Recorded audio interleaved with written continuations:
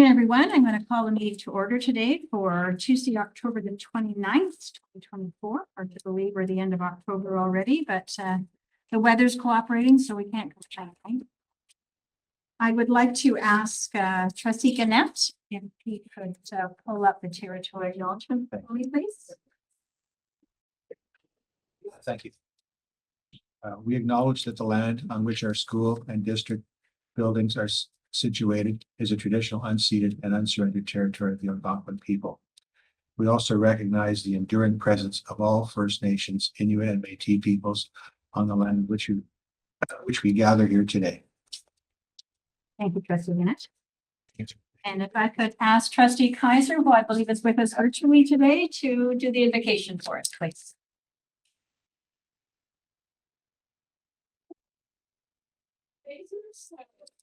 Your hands were to tell all. Do you want to go ahead, Trustee Kaiser? All right.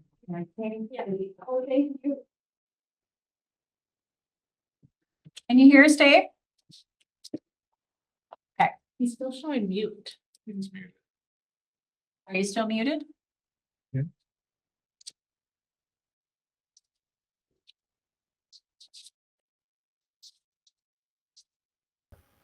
I'm just trying to find the invocation. Sorry. Okay, no worries. There is a link right from the Yeah. right from the board reported from the board agenda. Here we are. May we who are assembled here have a true understanding of the duties that are placed in our hands. We seek to have the wisdom to honor our obligations to the Renfrew County District School Board, students, families, staff, and communities. As trustees and administrators, we will work together to lead, guide, and support the vision to inspire, empower, and achieve. Great. Thank you, Trustee Kaiser. I will go ahead with the attendance. So I am here, Vice Chair Boland. Here. Trustee Dobson. Here. Trustee Doherty. Here. Trustee Gannett. Here. Trustee Kaiser. Here. Trustee Primo. She is here. Okay. I thought there was an empty spot there. In her phone. She'll be here shortly, I'm sure. Trustee Rajamani. Here. Trustee Ruddy. Here. Student Trustee Dave. Here. And I do have regrets from Student Trustee Doherty.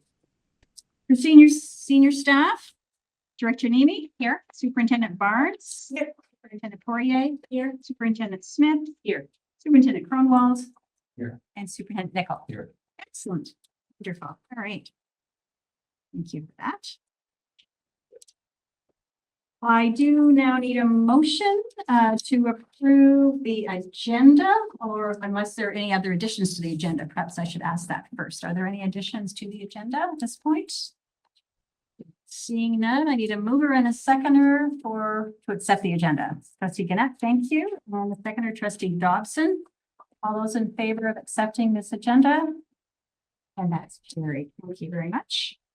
Are there any declarations of conflict of interest based on the agenda items today? Seeing none, we'll carry on. The minutes of the September 24th board meeting were also included in your package. I need a motion, a mover and a seconder to confirm the minutes of that meeting. Are there any? I have a mover and a seconder. Thank you, Trustee Boland. Thank you. Oh, sorry, Trustee Doherty, thank you. All those in favor of accepting the minutes from September 24th? Thank you very much. Okay, I think we're moving on very quickly to our presentation, which of course is always one of the best parts of our board meeting. And I'm going to turn it over to Superintendent Kronwald to introduce this one, please. Yeah.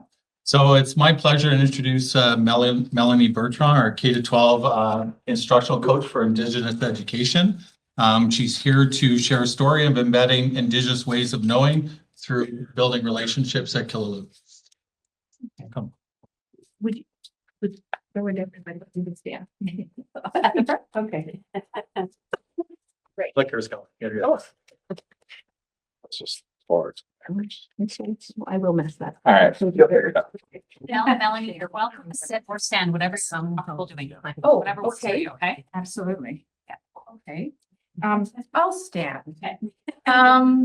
So thank you very much for having us here, us on behalf of our team who's been working tirelessly to ensure that we're doing the work in the best way we can.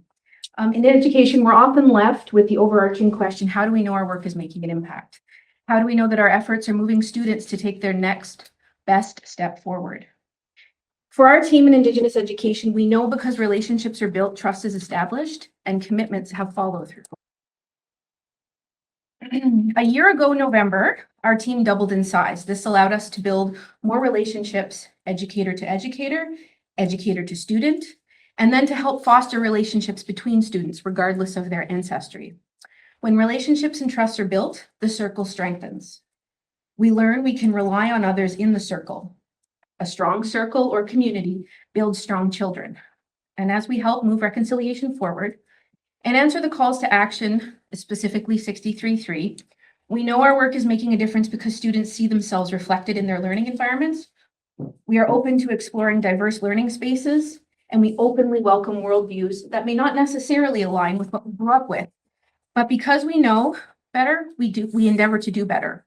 With time, siloed snapshots of learning may improve, and test scores will change, but so should our definition of success, where the emphasis is not on satellite data that was collected on one day of a 180-day learning cycle, but instead is measured by the creation of enriched, holistic environments where all students and educators thrive.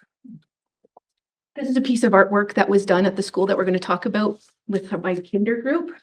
So we talked about how important circles were. And it's incredible what the little teachers share about how important it is to be in a circle. So this is all of the, well, no, not all. This is a very quick look at just some of the incredible work that happens. This is the stuff that has made our newsletters. These are the things that have made the newspaper. These are the things that we often send formal invitations for. Throughout the year, we spotlight our large initiatives that have resulted in gatherings to celebrate the culmination of learning. These initiatives include many community members, staff, and students, and on most occasions, many of you have been invited to share in these celebrations of learning. But today, what we wanted to share with you is the day-to-day work that our team of 7 and multiple community members do to ensure that the work of reconciliation moves in a respectful and positive direction. The polka dot door.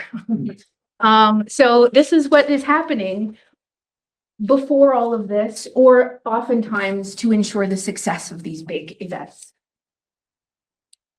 So at the end, what happened was an entire school came together. And this is just one example of many things and many examples that we have throughout, and we were only allowed to choose one, although I'm sure we could sit and chat all day about all of the beautiful things that happen. But this is our one school example. As far as our strategic plan, the priority to inspire community engagement and partnerships references meaningful partnerships between home and school connections with community and building productive relationships with staff. And that was the utmost importance. We inspired community engagement and partnerships, empowered equity and well-being, and achieved excellence in teaching and learning, all with these micro learning opportunities. So how it started. We had 2 primary teachers reach out for support. And these little people had so much to offer that we talked about circles, and we shared traditional stories and kept authentic voice present in the schools. The TRC call to action 63.3 is specifically building student capacity for intercultural understanding. And through exposing students to these opportunities and having them be active participants in these activities, they have an ownership and they feel a responsibility to do their best work. So this is actually how the first painting was made. Each of the students put their handprints in one of the quadrants after we learned about the circle. And then this is the second class who did lapel pins so that they could remember and talk about the importance of being part of the circle. That stemmed from a piece of artwork, and we talked about how art is such a beautiful language. But then what about actual language?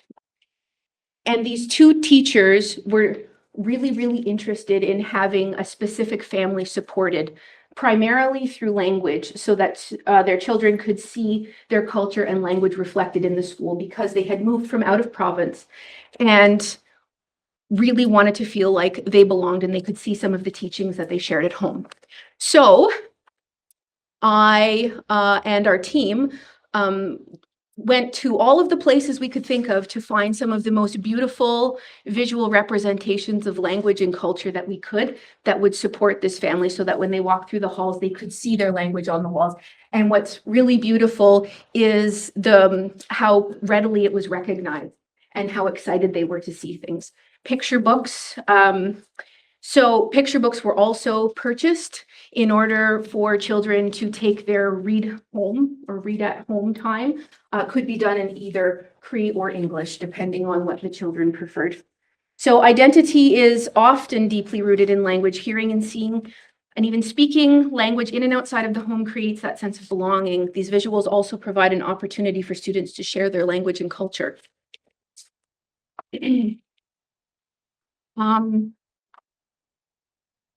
So the school community ensures more students see themselves and the language. So the school starts seeing the importance. This is how it snowballs. Other students start asking about the posters. Other students start seeing the language in the classroom and they start asking. And then these children who hadn't seen their language reflected with their peers were able to teach and were able to show and were able to share those parts of their culture.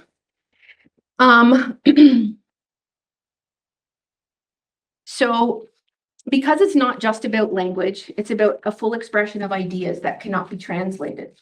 And I just wanted to share with you from this book. It's called Algonquin Spirit, and it's contemporary translations of the Algonquin literatures in North America, or of North America.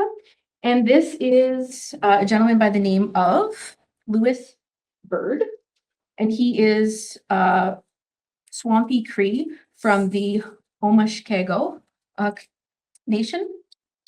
So the language you call Cree and that I call Inini Moan is full of action words, verbs, but the English language is different. It's full of nouns.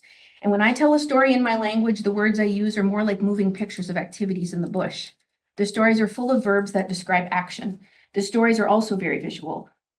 That's the way my language works. When this is translated into English, the Omashkego traditional way of life is blotted out. And that's why it's important to write these stories in Omashkego or Cree. So he's found a way to use syllabics in order to record his stories so that he can share them more authentically. And that is also really drives that importance of authentic voice in the classroom, that here we have the gift of community partners to share those authentic voices with students. And then we have to reach for some of those other authentic voices outside of this area. So I was grateful for that. So then what comes of that? So we see these students start to gain a sense of pride in sharing their stories. And we see reciprocity. So at one time, this family was very hesitant to come into a school. And after a few interactions, both parents and grandparents opened the lines of communication and offered to provide teachings to their children's peers. So we had actually had plans in the works to have this family and students meet in a neutral kind of on the land, so that the teachings could be given in the most authentic way possible. And we're often reminded how important relationship building is. The vulnerability required of both parties in creating these relationships is humbling. So we all had to be open to learning differently, and being open to accepting that not all of our worldviews are coming from the same place of understanding. So then we see language happening more and more, but what if we take language out of the picture? What if we then open up to art crossing the linguistic the boundaries that often become barriers? So a third class, after all of this has happened, reached out to create some art and start a conversation. Alongside their teacher, building a safe and inclusive classroom was of the utmost importance. We talked about the circle and belonging, as well as how connected we are to nature. To appreciate the beauty around us, we offered tobacco and created some ephemeral art. Authentic voice was brought into the space with, of course, many of our community members, and also videos to help the kids really understand the importance of giving back and being part of something. So what is spoken language? So when spoken language is set aside and only visual language is used to communicate, we can all create alongside different language speakers and yet still communicate because we all belong. So that then culminated in this beautiful full school project where this class that created the ephemeral art took on a leadership role, took all of the teachings of the 7 grandfathers that had been given to them by our community partners, and through different, learning, I guess, moments really, but ongoing throughout the year, they were like, we really want to see this as a big opportunity for our school. And they created, so just to give you, I guess, a scale, this poster that you're seeing right now is actually each one of the squares with one standard sheet of paper. And then there are 7 of these. So it's this beautiful puzzle kind of quilt-like thing. So every student in the school had one sheet of paper. Each class had one teaching, and then they all came together to put together the teachings in the gym and share them with one another and talk about how they were connected to the teachings and how the teachings connected them to the land and to one another. So we moved from a school that was hesitant to start any kind of conversation to a school that had essentially opened the floodgates of communication in a safe and inviting and welcoming space. So, yes, that was just, it was really neat to see these more senior students take on those leadership roles and take the little ones under their wing kind of and show them what they needed to do. And then they had to piece together everything and work together. And it was a beautiful moment where they realized that sometimes it can be pretty simple, and being a really great part of the circle is beneficial for everyone. So this is in essence what we do every day. The big, wonderful, colorful shows of events that we get to showcase are great, but this work is equally great. And you see it on the smiles and you see it on the little faces. And when they remember the things that you last said, that's how we know that we're making an impact. And that's how we know that our relationships are successful. Thank you. Okay, thanks, Melanie. That was amazing. Questions, comments from trustees around the table or staff? No, first. Go ahead, Mike. Thanks. I just, I can just sense the sense of belonging when this is being done. And also it having some, I guess, lasting effects on, like you say, the school as a whole. I think that's really, really key, that sense of belonging. And especially when you're doing this with elementary school students, if they can continue that sense of belonging into the secondary panel.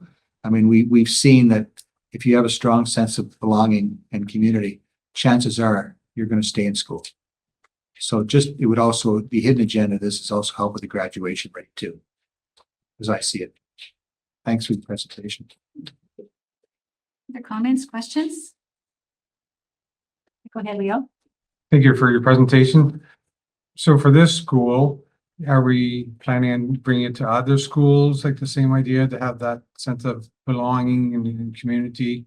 That is the ongoing work, right? That's, I think, primarily what we strive to do. And now that we're a larger team, it's going to be a whole lot easier to get around because this is a full year's work, right? With there's other deadlines and other things happening in schools. Unfortunately, we can't be the front and center all the time, which is, where we'd love to be. But but this type of learning is beautiful because it can be part of every day, right? So the 7 grandfather teachings and a lot of other circle teachings and drumming is happening on the regular. So kids are seeing this every day, at least like during the week. It will be a part of a conversation somewhere.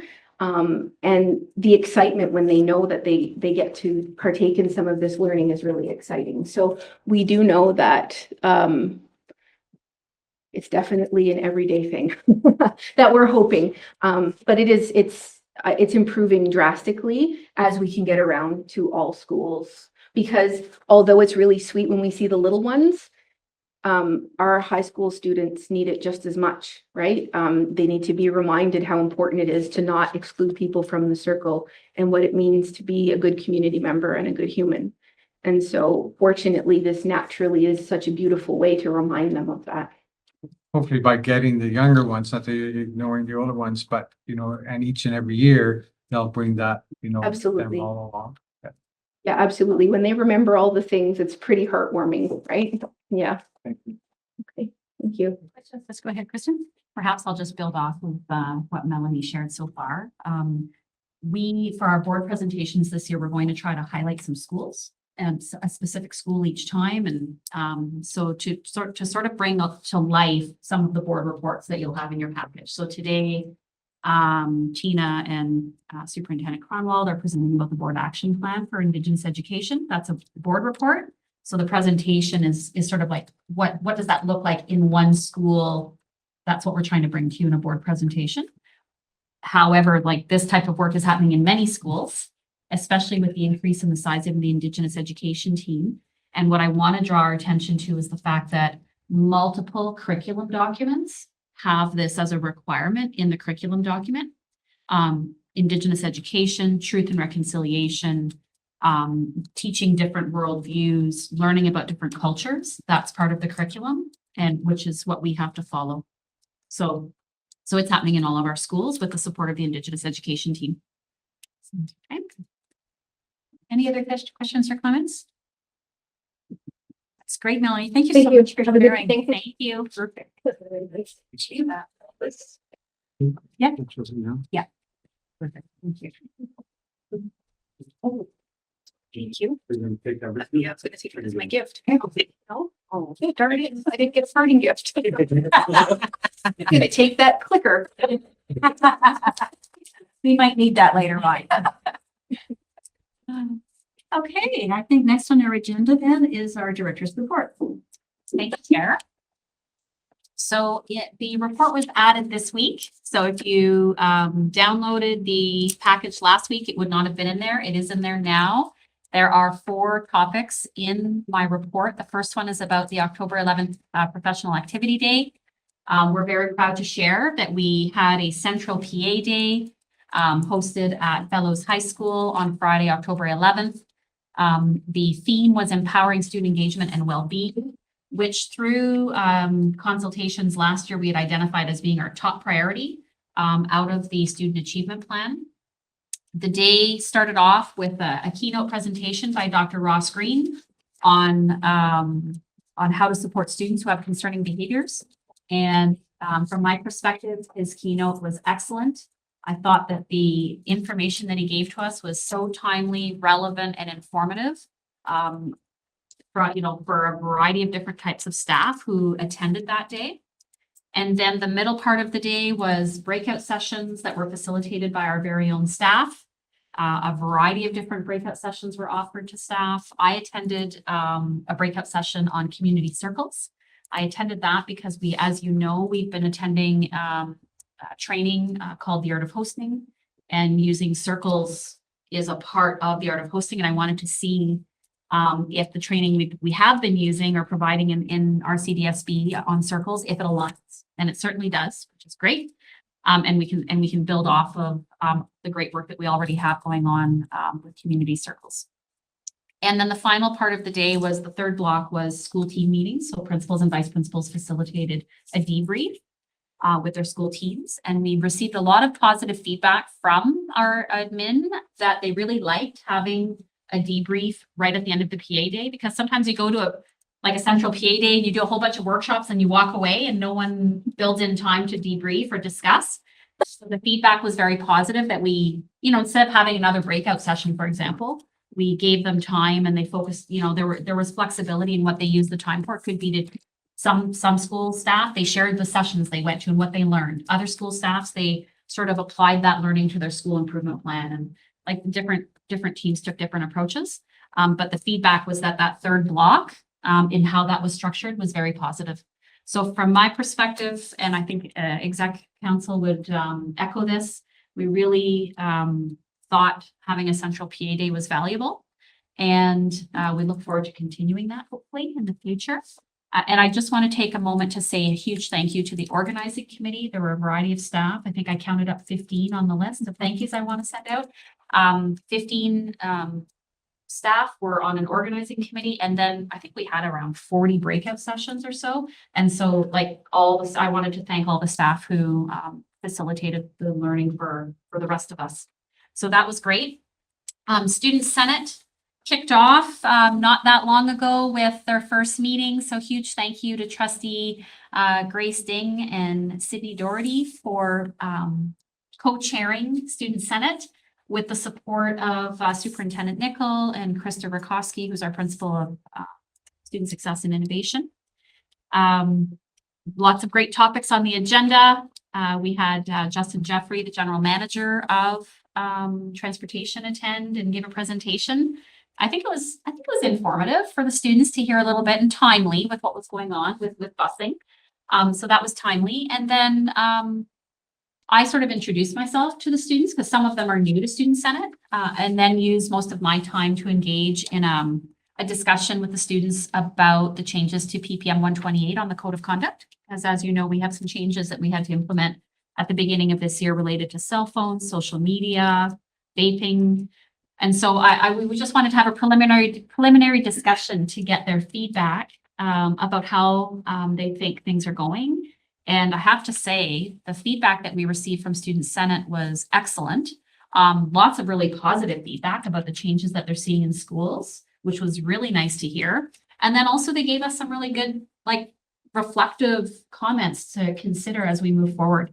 And so I've shared a summary of the notes from that discussion with Executive Council. We're going to be debriefing this upcoming Monday because we do want to engage in ongoing consultations around the changes to the Code of Conduct, and through Student Senate, PIC, and just families at large and students at large. So this was just sort of a preliminary conversation that we had at Student Senate, and I found it very valuable to hear their feedback this early in the school year.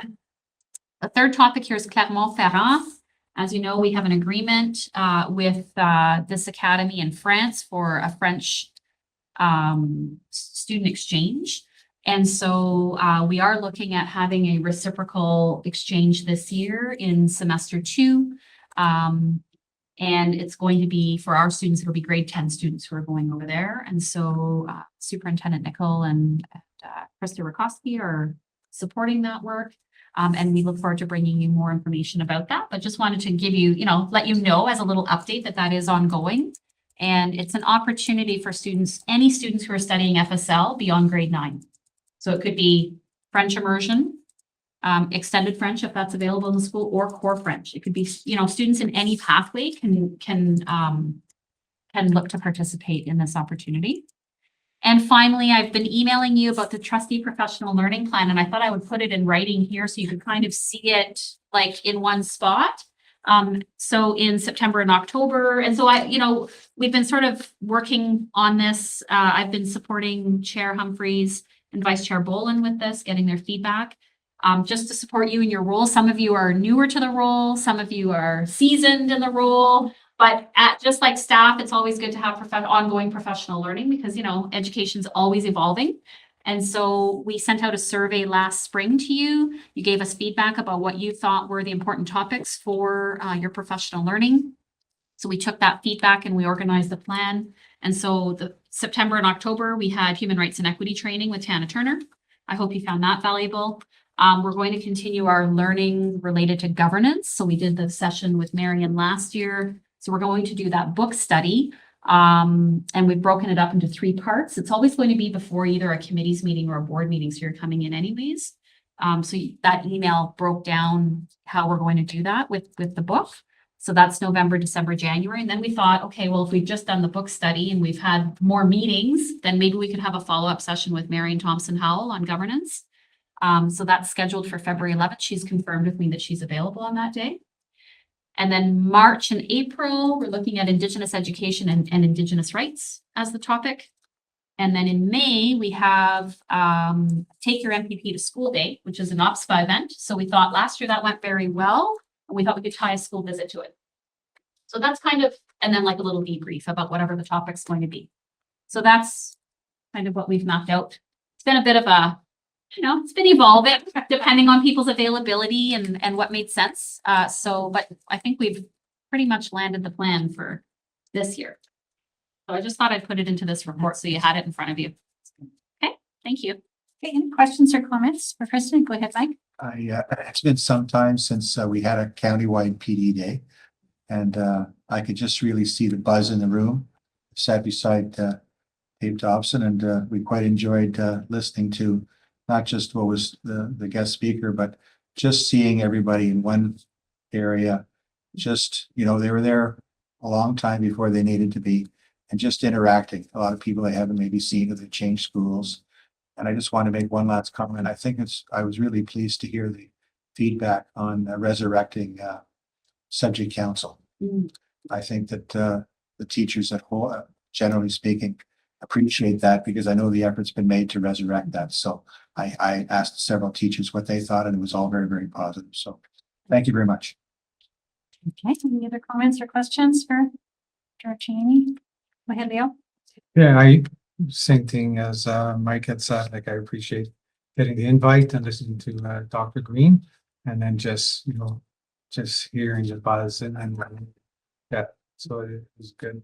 And then also with the trustee education, so I think we're on the right track, just to, not too in depth, but just the right level. Trustees. So good. Thank you. Comments or questions? Just to comment on the sidetrack. I'm making sure there is no exam after the book read. No, there will not be a test. Not be a test. We all have to start reading pretty soon, like, I haven't read mine either, so. We'll dig it out. We'll dig it out. Thanks for the reminder and keeping us on track. A few other things have taken us off track. Yeah. Too much. So appreciate you kind of resurrecting that and getting it in writing as well. So, okay, so if there are any other comments or questions, we'll move on to staff reports to the board. And I believe we're going to start with a board action plan for Indigenous education, which obviously rolls right from the presentation we had, or one versus the other. I'm not sure which comes first, but I'll turn it over to Superintendent Cromwell to lead us in this piece. Yeah, so I invite Tina Nelson, our principal of Indigenous education, to kind of share the scope and impact of our board action plan for Indigenous education for 2023 to 2024.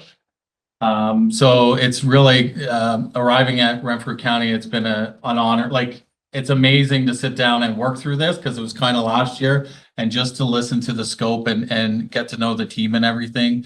It's just amazing work that's happening throughout our board that we're pretty proud of, and the dedication that goes behind it. So I'll turn it over to Tina to share some highlights of our action plan from last year. Thank you, Carrie. It really was no easy feat to try and summarize. And so we ended up summarizing and then making a summary of that and making a summary of that, because there really was just such a volume of work. And, to echo Carrie's sentiments, really, really so proud of the work of this team. They're tremendous. Their commitment to students and their commitment to their colleagues and supporting their colleagues is just inspiring and heartwarming every day that I get to work with them. So there was a lot that we could have shared. So we pulled a few highlights to put into the board report, and everybody has had a chance to take a peek at those. But some things that I wanted to kind of focus in on, those 6 key priorities that were identified by the province when we were given that supplemental amount in addition to our Indigenous education grant. When you take a look at those 6 bullets, it really stood out to me right away how nicely that aligned with our own initiatives to inspire, empower, and achieve. And so, you know, I see the the student achievement in preparing students for future is right at the top. And then inspire, we've got engagement and collaboration as our third bullet down there, right? Or fourth bullet. And then empowering culturally responsive well-being support. So it fits in really nicely. And then I see things like language revitalization and also those culturally relevant supports. And I think of the calls to action that call us to do those things. Our strat plan, the First Nation Métis Inuit Education Policy Framework is echoed in there. So I feel like finally 8 years later, it's all coming together and somehow it's all making sense. So we're on track. And, you know, I think one of the highlights for sure is the expansion of the Algonquin language program. That's been a priority that the Algonquins of Pikwakanagan First Nation has always brought forward in our Indigenous Ed Advisory Council meetings, is that priority on language. And I think I shared last year that we moved from a model of having one teacher half-time to having that teacher full-time at Eganville with also a full-time assistant in that Algonquin language classroom. So that has allowed us to reach those 80 students. And when you see that 80, it doesn't mean that only 80 students are taking the program. It means that 80 students are actually having a substantial program of 20 minutes of language delivery each day. So it's 100 minutes spread throughout the week. So there might be other students who are still accessing the language program, but they're not accessing the number of minutes required by the ministry. So that I just wanted to give some clarity around where that 80 comes from. But obviously with a full day to actually build a schedule, we can get more students into that classroom. So that's fantastic. To situate some of the highlights of the work, and you'll see, you know, the headings that we have there, it really echoes all of the work of those other guiding documents that are mentioned on the front page. You know, the framework wants us to focus on supporting students, supporting educators, building those relationships with community, and then using our data to support student achievement. And all of the work that we've done has been all of those things at the same time. So when we're in classrooms, we're supporting those educators, we're building their capacity.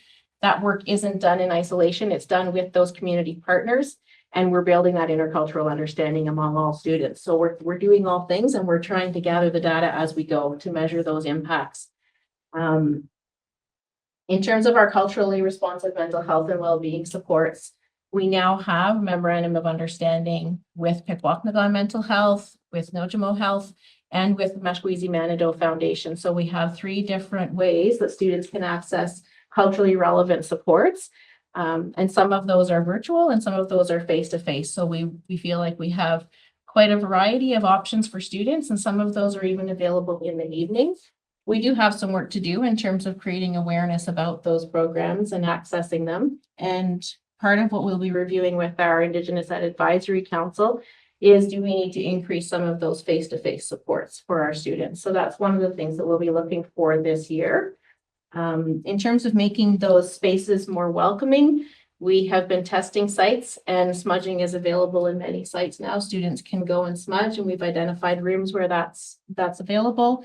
And we created the new administrative procedure for smudging in schools. So very soon to be shared with the whole district. And that work as well was done in consultation with community partners. It's really important that students and staff and guests to our buildings have access to smudging. Oftentimes, some of the content that we're sharing can be difficult and it can be challenging, and they need a place to smudge before they go in to do that work. And so our spaces are becoming more inclusive through that.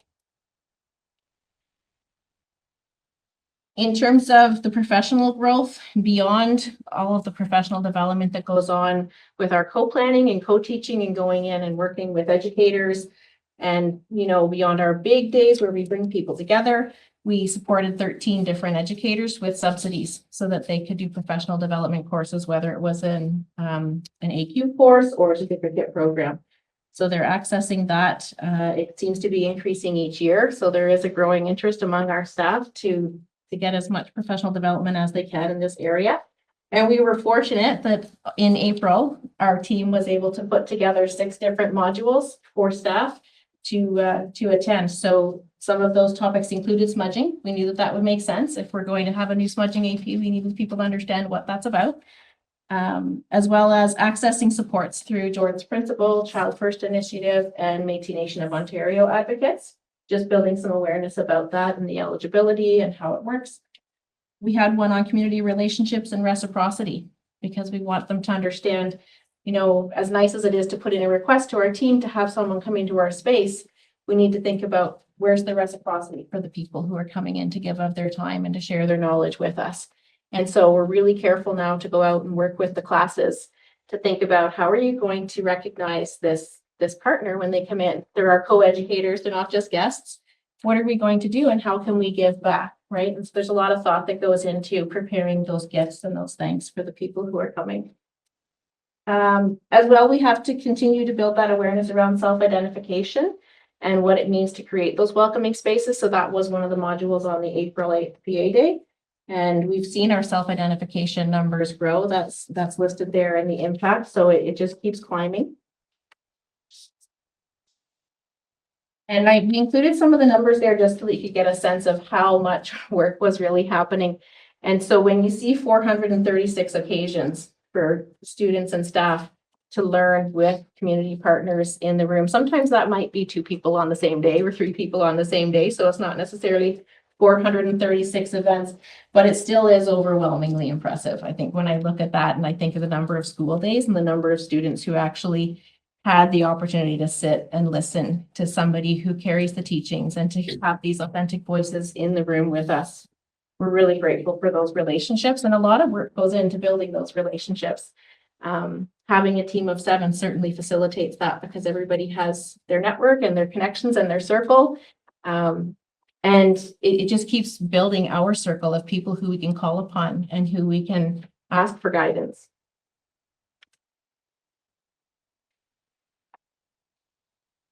So looking at just the number of students supported by Nojimo Health and Mashpee Manado Foundation, 39 students.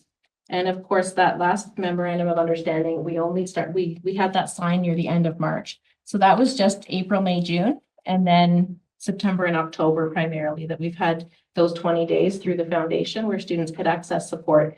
So there's definitely a need there. And that's only in 2 buildings.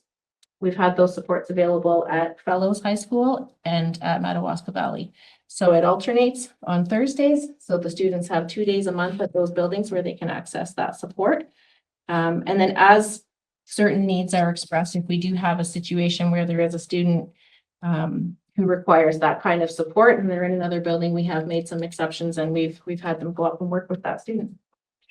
Over 300 students just in one project. I call it one project, but it was really about 10 projects looking at the interconnections of Indigenous knowledge and math and taking students out on the land to look for those intersections and where is the math around us. So over 300 students in those classes had that opportunity. And that wasn't a one-day thing. Those 300 students had multiple interactions and multiple days out on the land with community partners to do that learning. And you saw some of that coming together in the sacred medicine gardens that were created and some of the other big events that people were invited to last year.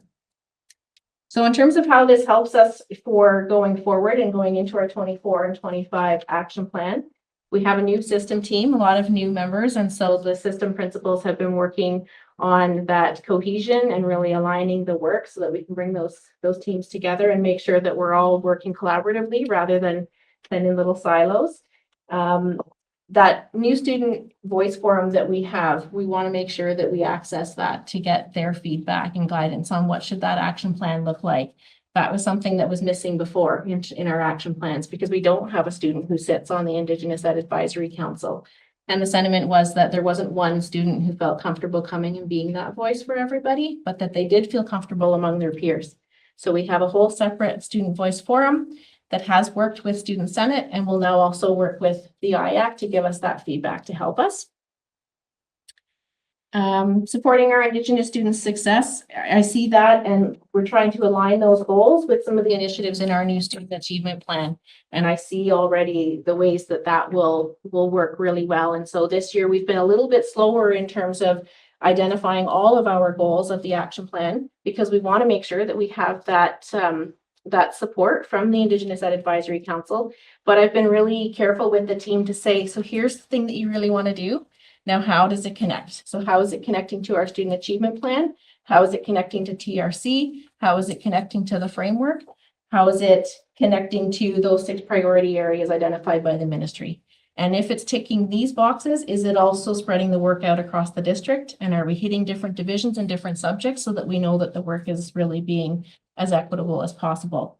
So we might not do as many things, but I think we'll be a little more intentional and go a little bit deeper. You know, the beauty of the expansion of the team is we can get more places, but sometimes that means we can get really spread out too. And so last year, with our first year being a team of that size, people followed their passions and their interests. And, you know, we could see that in the variety of the work.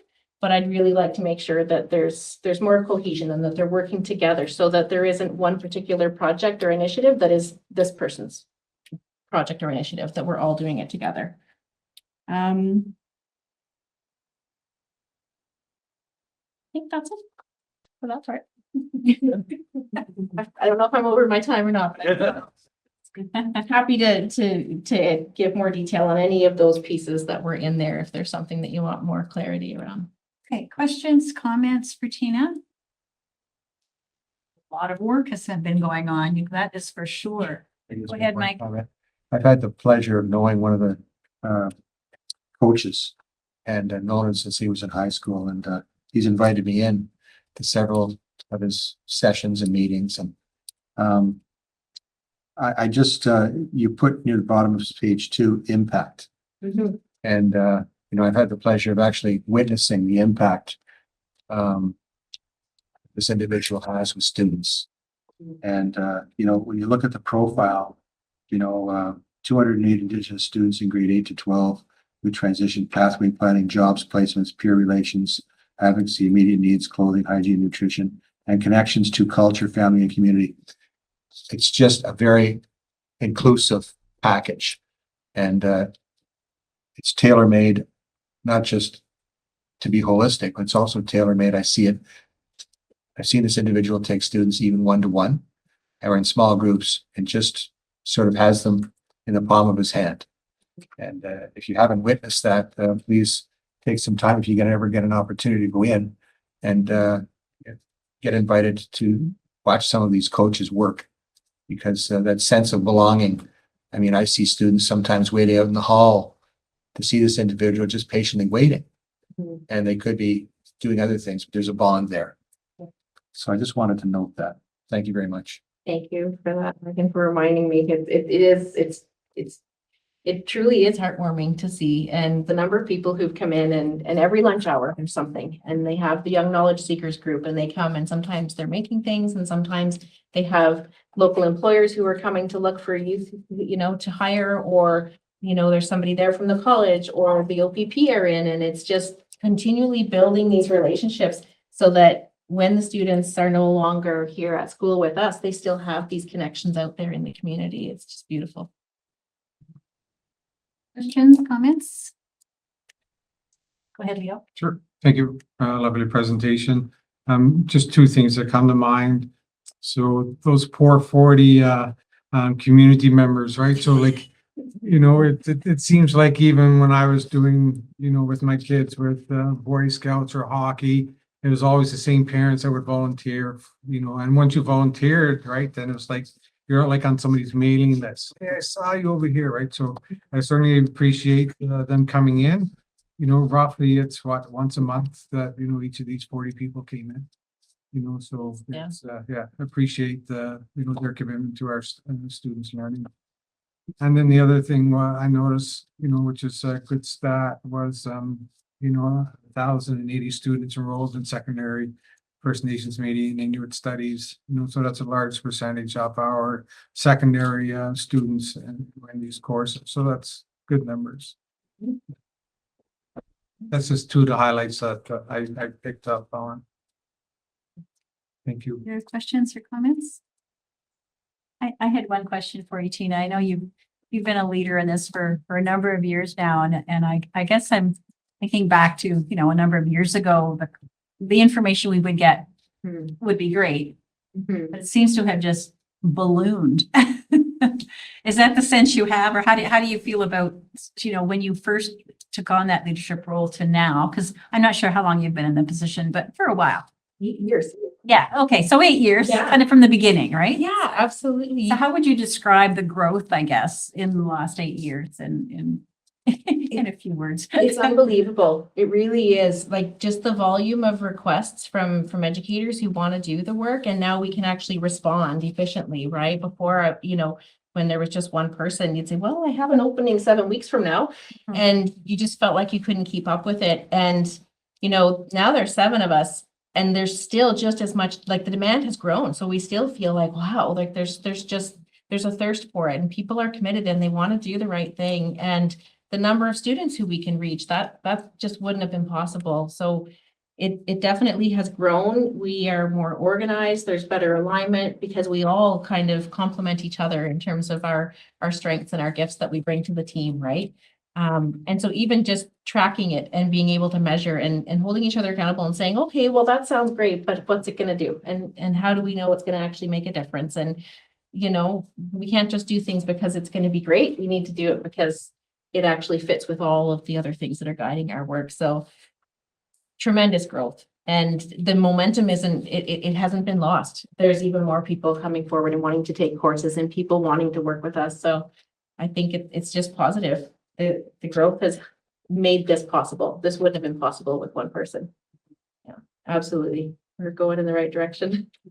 It's lovely to hear the stories and to hear how many people now are so committed and want to know more, right? As you said, sort of the thirst for information. How do we use this and how do we work together on this? And the way you talked about the alignments of so many different priorities, ministry priorities, board priorities, and how they all mesh together. It's really, really nice to see. If there aren't any other questions or comments, thank you very much. I really appreciate the input and all the work your team does. Obviously, it's monumental. They're fantastic. And it's not going to go away anytime soon, I don't think. So they'll be busy for a long time yet. So thank you so much for that. Thank you to the team. What's a great stuff. Thanks. Okay, next on our agenda is the adult and continuing education update. And I believe this is Superintendent Nichols going to lead us in this one. So we'll turn it over to you, Scott. Thank you, Chair. I'm just going to take a moment to get Principal Rakowski's Assistant Director to step. Please do. And then oh, okay, great, thanks. And we'll both take the hot seat up at the front. Yeah. Please do. So we do that, not a problem.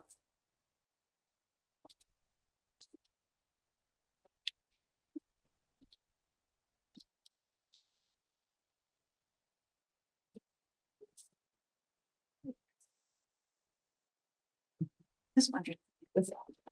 It is. I just Okay, this is the Scott and Krista show. Thank Welcome. you, Chair. So the purpose of the report is to bring information in terms of updates, in terms of the adult and continuing education. And the overarching theme may appear to be one of fiscal responsibility, which it certainly is. We know that the stewardship of resources is obviously an important piece. We also know that we need this program. We know that the vitality of this program is essential, but in order for it to be an essential program, we need it to be viable. We need to make sure that we are responsible and accountable, which of course is part of the KPMG audit that was done last year, which indicated the recommendations to allow for fiscal responsibility, to allow this program to continue. And just a quote from our multi-year strategic plan, which really, I think, embodies the adult and continuing education, develop and implement an array of education opportunities to pursue academic excellence. And this is certainly one of the pathways for that. You recall as well the audit and the recommendations. You may recall last year as well, for those that were here, Ann Geoghegan's Principal Ann Geoghegan's presentation and the next steps from those recommendations in terms of what that looks like. So this report is highlighting 5 of the 17 recommendations. And in particular, we're hoping that you're able to see some of the impacts that we've been able to make. And by we, I'm specifically referring to Principal Rakowski, Principal Geoghegan, as well as the working team. And I want to highlight from that team how proactive and how persistent they have been with these recommendations, and in particular, the next steps. So under the current status, again, there's 5 of the 17 recommendations that we wanted to highlight. And maybe what, for those of you that really like numbers, what maybe jump off the page on page 1 in terms of the revenue costs and the net. So it's a comparison from the 22-23 school year and the 23-24 school year. And there's obviously a dramatic difference, both being in deficit, but there's a dramatic difference in terms of how much of a deficit the program is. So we certainly see a significant difference in terms of the revenues from 2 years ago versus last year, as well as the costs. And in speaking with finance about this as well, clearly one of the things that has increased our revenue was the increase in registration for the adult and continuing ed. But I would suggest in addition to that, if we recall back to Principal Gagan's presentation, which I wasn't here for, but I certainly reviewed the slides, and the working group has embodied those recommendations, that there's very strategic moves that are made to ensure that the registration that occurs maximizes our funding for those students. So it's not just about the number of people that are in there, but making sure that we actually adhere to the right funding formulas for that. And there was a reduction in cost. Actually, there was a reduction in terms of teachers. So there was 1 less teacher last year as well. So that also speaks to the cost. The other thing we just wanted to highlight too is that we're hoping by the late winter to bring new numbers to you in terms of this. We won't be able to actually give you dollars and cents in terms of where we are from, let's just say February of 2024 as compared to February 2025. But what we can bring you is projections. And what I mean by that is that we'll be able to share with you the projections that as of late winter, so February of 2023, and there would be a projection in terms of what that would look like at the end of the year in terms of whether we'll be in a deficit or not. So we would have that projection for you to compare last year to this year's projection. So that's what we'll have available for you in late winter of this current school year. And I'll just turn it over to Principal Rakowski here to give us actually some good news about our capacity building that we've been having. So on the second page, just to draw your attention to, again, some numbers. So we have a table there comparing where we were at October 31st of last year compared to October 11th when we were preparing this information. So you can see our percentage capacity is quite a bit higher this year around the same time. And just to kind of review a few reasons that we feel are contributing to that increase. Principal Gagan did put in a process before we both started in terms of pre-registration. So adult students were encouraged to register last June, May, June for this September. And we feel that that has been successful in contributing to our higher numbers. So that's one piece that was already implemented from last year's recommendations. Having my role in student success also being in line with adult ed has been very personally rewarding, but also I think has been really nicely aligned with student success. And one of the examples is from that is like our centralized SAL committee meetings, which some of you have been involved with, because we're able to really align supports within adult education in hopes of supporting students who have, maybe exhausted some of the opportunities that are available within their schools. So we are able to, be very aware of what courses we have room in adult education to potentially offer those to secondary students as part of their SAL. As well, we have a co-op teacher as part of our continuing education program who also supports some students, secondary students through SAL. So that has aligned very nicely in terms of both of those roles. So that we also think has shown an increase in our numbers, in our registration. A recommendation from last year was to redeploy. So I am principal of adult and continuing education, but I have a number of other roles. So we don't have a principal just for adult and continuing education anymore. So that was part of the recommendations. And we also were very fortunate to be able to hire a re-engagement consultant. So we have Carrie Sweeney with us, who was a guidance counselor at Madawaska Valley District High School for a number of years, has lots of expertise in the area of guidance. And she's working a lot on PLAR, the PLAR process, which supports adult learners as well as secondary students who are nearing the end of their time at secondary school, but don't have all of their credits. So there's a PLAR process that she's working diligently on that. And as a result of that, if we have an adult student who is just doing PLAR, they are also attached to a course. So that is also increasing our enrollment, because in order to be working on PLAR, they're also doing a course called, the course code is GLS 40. So they're enrolled in that course, which also increases our enrollment. So that also has been contributing, we feel, to increased enrollment, as well as we've introduced bi-weekly student success meetings. So similar to what a secondary school would have, we have a small team that meets once every 2 weeks to, talk about students. Oftentimes they're shared students, so both teachers might have the same student and might be working really well in one course and maybe not so well in the other. So maybe we exchange ideas in terms of what works well, in the other course to help the student in the opposite course. So we feel that we're retaining students more, as opposed to them, getting frustrated and just leaving. We have an extra layer of support for them. So those are some of the things that the strategies that we put into place that we feel are contributing to our increased enrollment as of right now. So just to summarize, and obviously any questions or comments after, but just to summarize, so the working group we will continue with, as I mentioned before, proactive and persistent. So with that, one of the key things in our group is not only just looking at the recommendations, but making sure that our work translates into financial funding, appropriate financial funding to make the program viable, and because it is vital.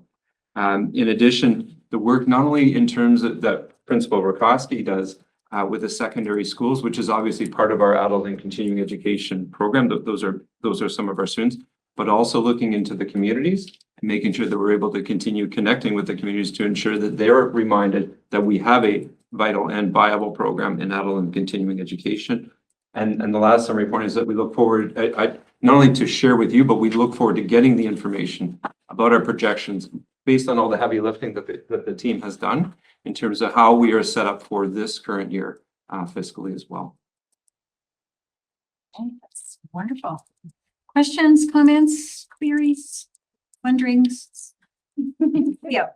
Yeah, it's nice to come to this point, from a couple of years ago when we had the assessment, so it's, anybody that had their hands, tentacles involved in this, appreciate that. And it's nice to see the turnaround, and also for the students, right? So we've increased, 27 more students in the program than we did like last year. So that's, it's just a success all around. So congratulations to anybody that's touched it, involved. Questions or comments? Okay, go ahead, Kristen. I think I'd just like to highlight that this program not only serves adults, but is really our main form of alternative education in our CDSB.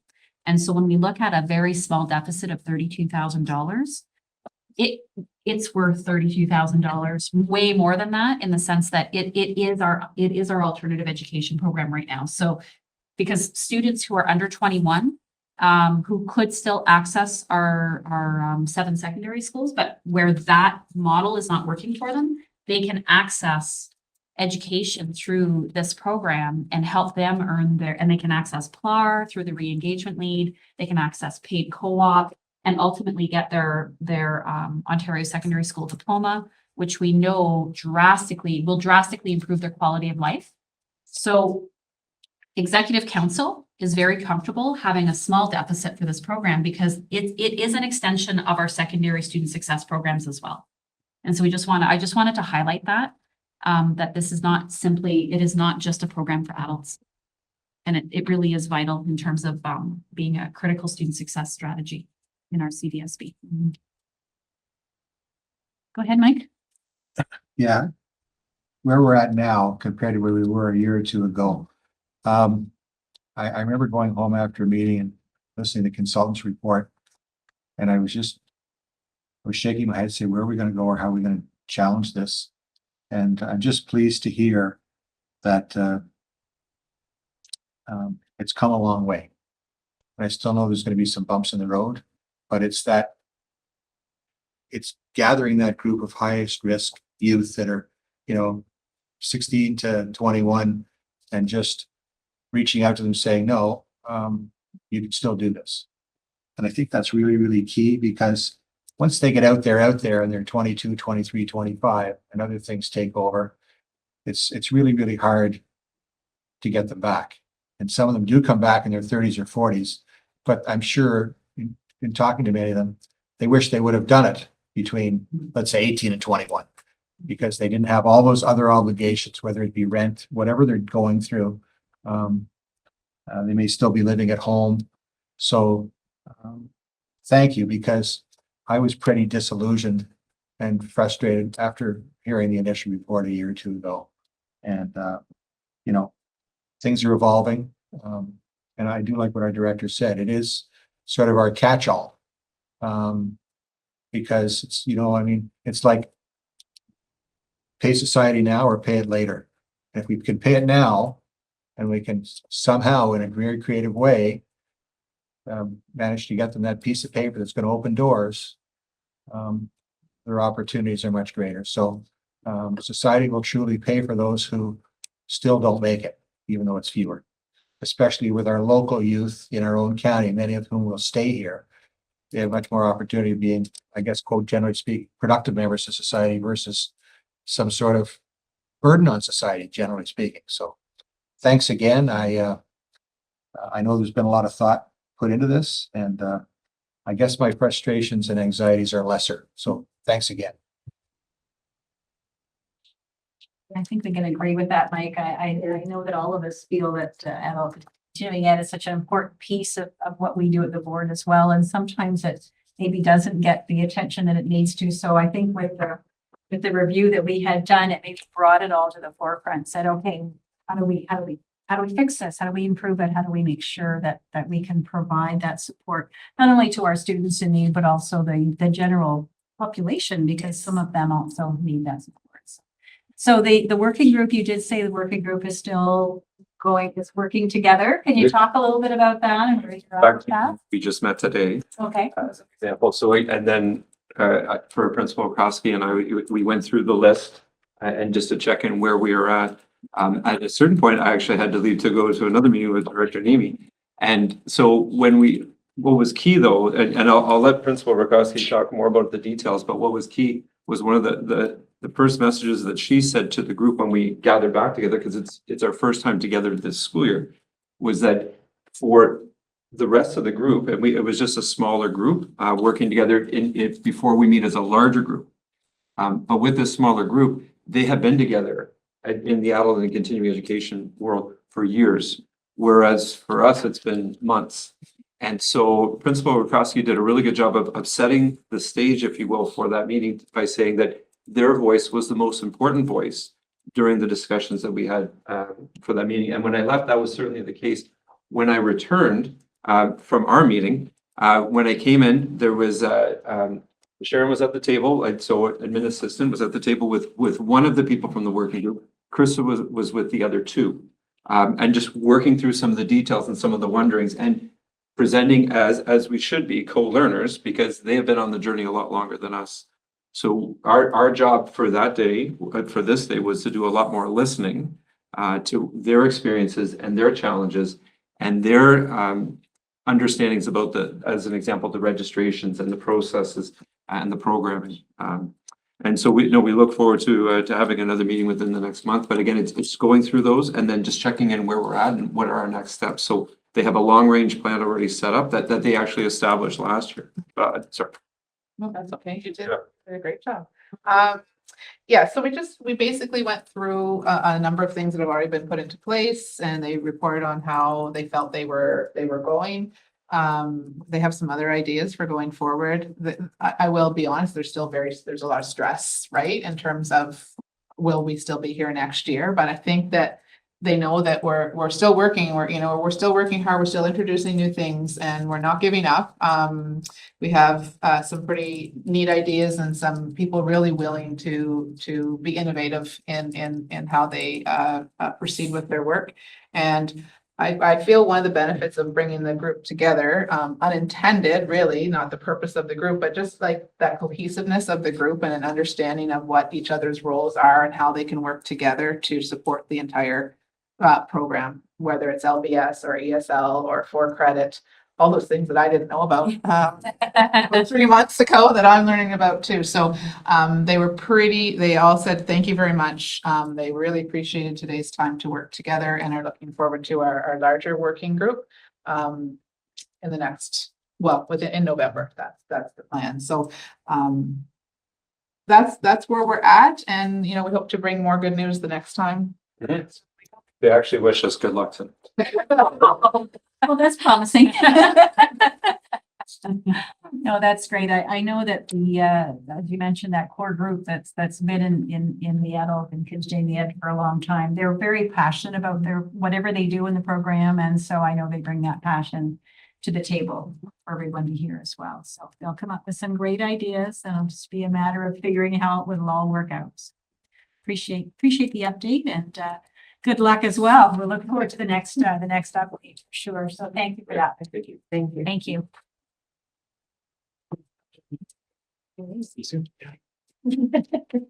Transportation update. Gosh, we haven't talked about that for a long time. Is that the right? I think we're. Oh, sorry. I went right by it. Oh, now I gotta do that one. Good point. Thank you.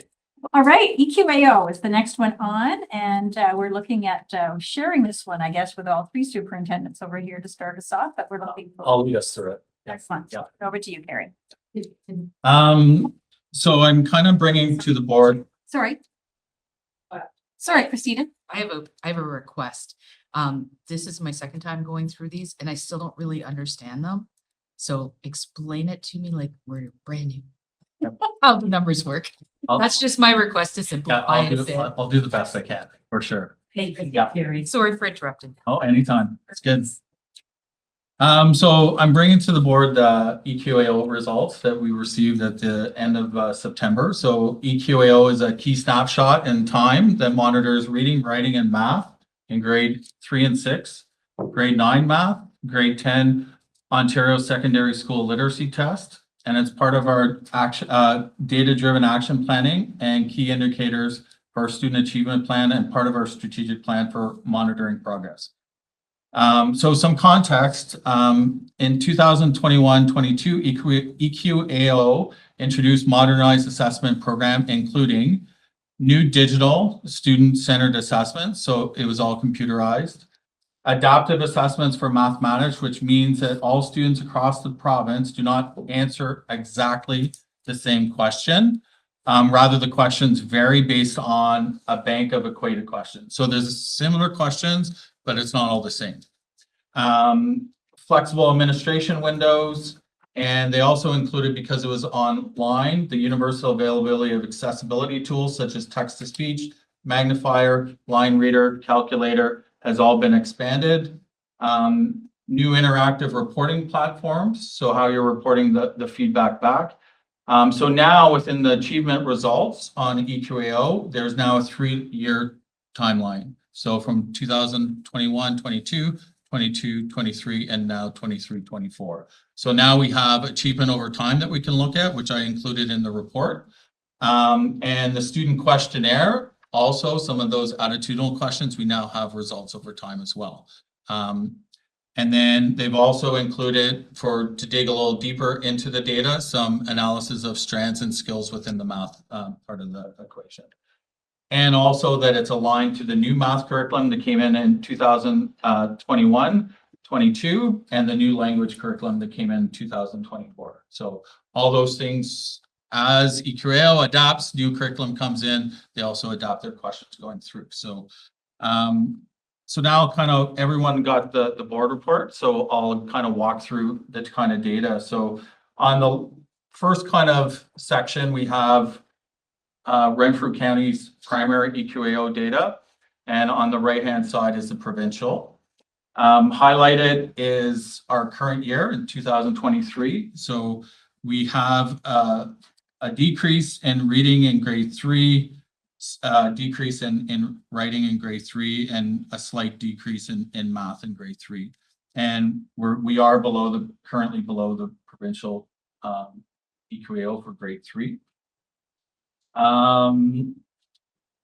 The next column too, it's showing, so just again, it's showing over time. So We just have a quick pause. I'm just going to jump in and explain what these numbers represent. yeah, Okay? Yeah. So. Oh, numbers- yes, Yeah, yes, so the numbers represent the percentage of students who got level 3 or 4 on the assessment. So a level 3 is 70 to 79%, and a level 4 is 80 to 100.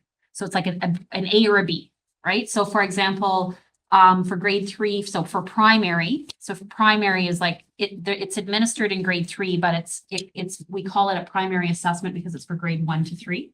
So I'm just looking at primary reading, the 65 that's highlighted on the left-hand side. Do we see that? So that means 65% of our grade 3 students last year got level 3 or 4 on the assessment in the reading section. Okay, so I just wanted to explain like what the number actually. That's really helpful, actually. Okay, So. Okay. Yeah, and so compared to in the province, 71% achieved level 3 or 4. And like both our CDSB and the province, 52% for math. So about half of the students got level 3 or 4. I just wanted to pause and sort of, Yeah. That's okay, helpful. yeah. that's perfect. That's good. So similarly for the junior, so I'll just kind of highlight our current year. So so in our first section in reading, 75% would have reached standard, which is for EQAO versus the province at 82. In writing, it would have been 70 to the province of 80, and then for math, 35 to the province of 50. And then for grade 9 EQAO math, it was for the past year, 38% reached provincial standard versus 54 across the province. And then for OSSLT, we're very close to meeting the provincial standard for first-time writers.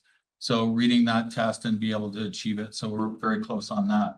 So as we're kind of working through the data, I reached out to EQAO. So and they were able to share what's called dot scores, which is just basically the broken down on our level 2 students just before reaching our level 3. And they break it down into 2.1, 2.3, 2.5, 2.7, and 2.9, which is kind of the raw scores of where it's calculated.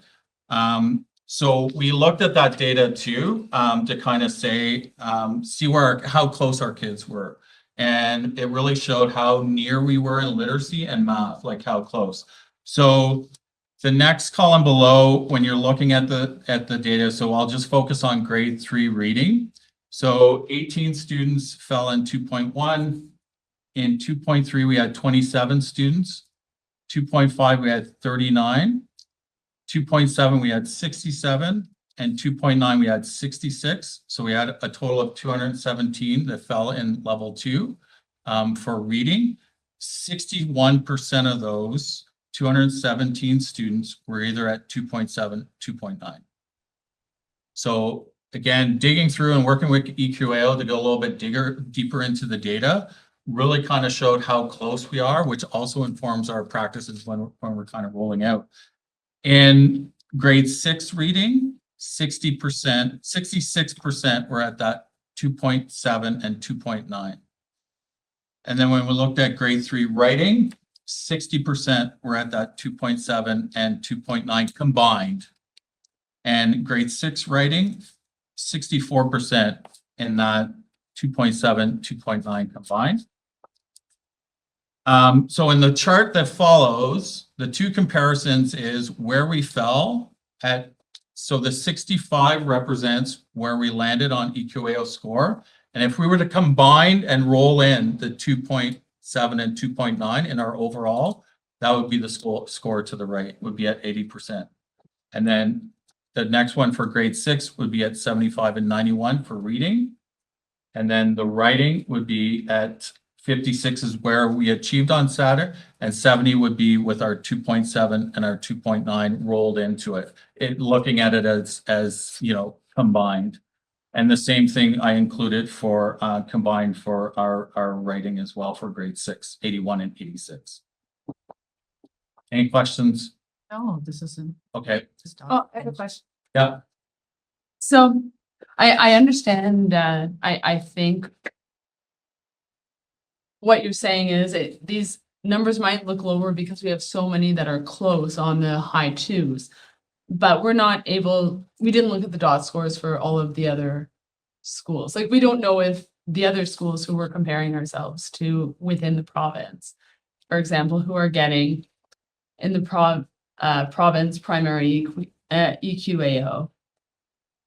When they're getting 73, we don't know how many of In the them are province? also nearly no, there. not in the province, because we wouldn't have access to Yeah. that, like, yeah. And so I'm just cautious, I suppose, to say like, oh, we're almost there, because if we'd included these, we'd be higher. But of course, if the rest of the province had included those, they might also be. Yeah, for sure, but we're just looking at our students to kind of say, okay, where do they sit? Were they really far off? Like, how close are we kind of measuring our kind of distance with where we're looking at? And then that helps inform us on things that we're evaluating this year to provide supports on this. And this is a piece of data that happens, a snapshot throughout the year versus assessments that are happening currently throughout all the year. So it provides us with some really rich data that we try to dig through a little bit more to kind of look at that aspect. Thank you. Yeah. Yeah, go ahead, Christine. Yeah, and I think it's not to, we're sharing that type of data to show that, wow, we have a large group of students sitting at level 2.7 and 2.9 who are very close to provincial standard. So what we need to do is identify that group earlier, not after the fact, identify them earlier and implement more targeted strategies to help them get to provincial standards so that we see those results, but also to help them so that we close that gap by the time they go into the next grade, because we know that these assessments are done in grade 3 at the end of the primary division before they go into grade 4. Class size increases drastically, right? And it's a different environment in the junior divisions. So it's good to close that gap by the end of grade 3. And then again, grade 6, it's that transition into grade 7. So same thing, we want to identify the students, like we have so many students in levels 2.7 and 2.9. Let's identify them and close the gap. And so we're not trying to sugarcoat the results. We're trying to show that we have this large group of students who are almost there. We need to identify them early and implement strategies to help them to close that gap so that they're at provincial standard going into the next division, because we know that the expectations change. When they go from grade 3 to 4, they change. That's a big jump. And when they go from grade 6 to grade 7, there's a big jump in expectations. So that's our logic. Okay, and if I can follow up with another question, and thank you, that is really helpful. Does that approach maybe fail to look at the systemic problems of rising everybody up it? And I'm sure we'll have a question period at the end, whereas we seem to be trending downward. Whereas last year, I think we looked and we thought, okay, there was the pandemic, then there was 2021, 2022, next year we're really gonna hit it, but it seems to have gone the other way. So by looking at this small group of students, are we forgetting or maybe losing sight of the general trend that we are overall going down?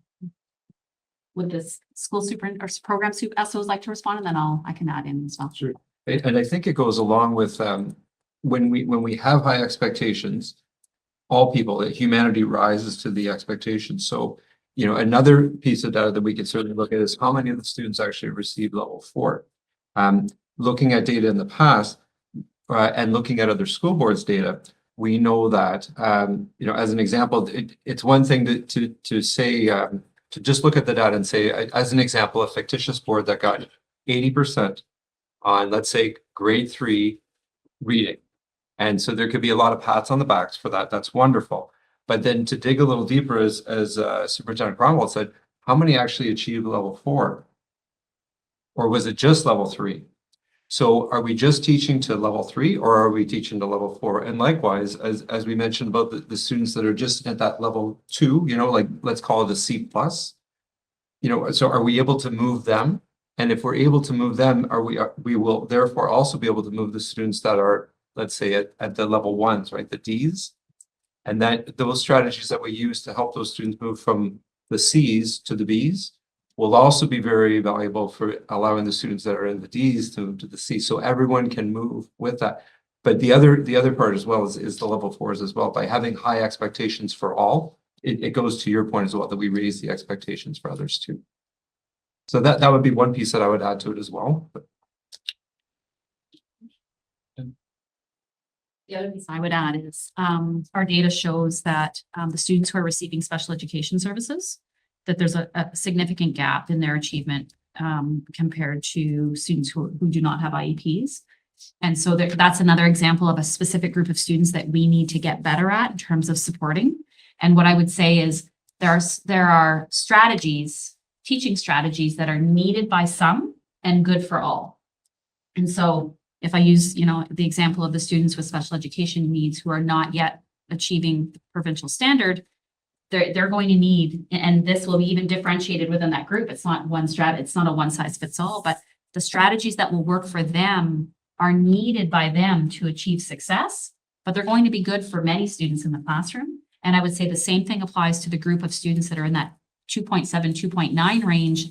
The strategies that will work for that group, and they'll be differentiated, but there will be some specific evidence-based instructional strategies that will work for them, will be good for many in the classroom, and it'll raise the level 1 students to level 2 and the level 3s to 4s.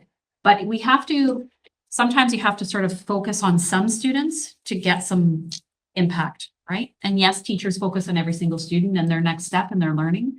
But we often, we often as teachers know that there are some students we have to focus on a little bit more in terms of figuring out like what's going to work. And what we're saying is we can see like there's this huge percentage of students that are just below provincial standard.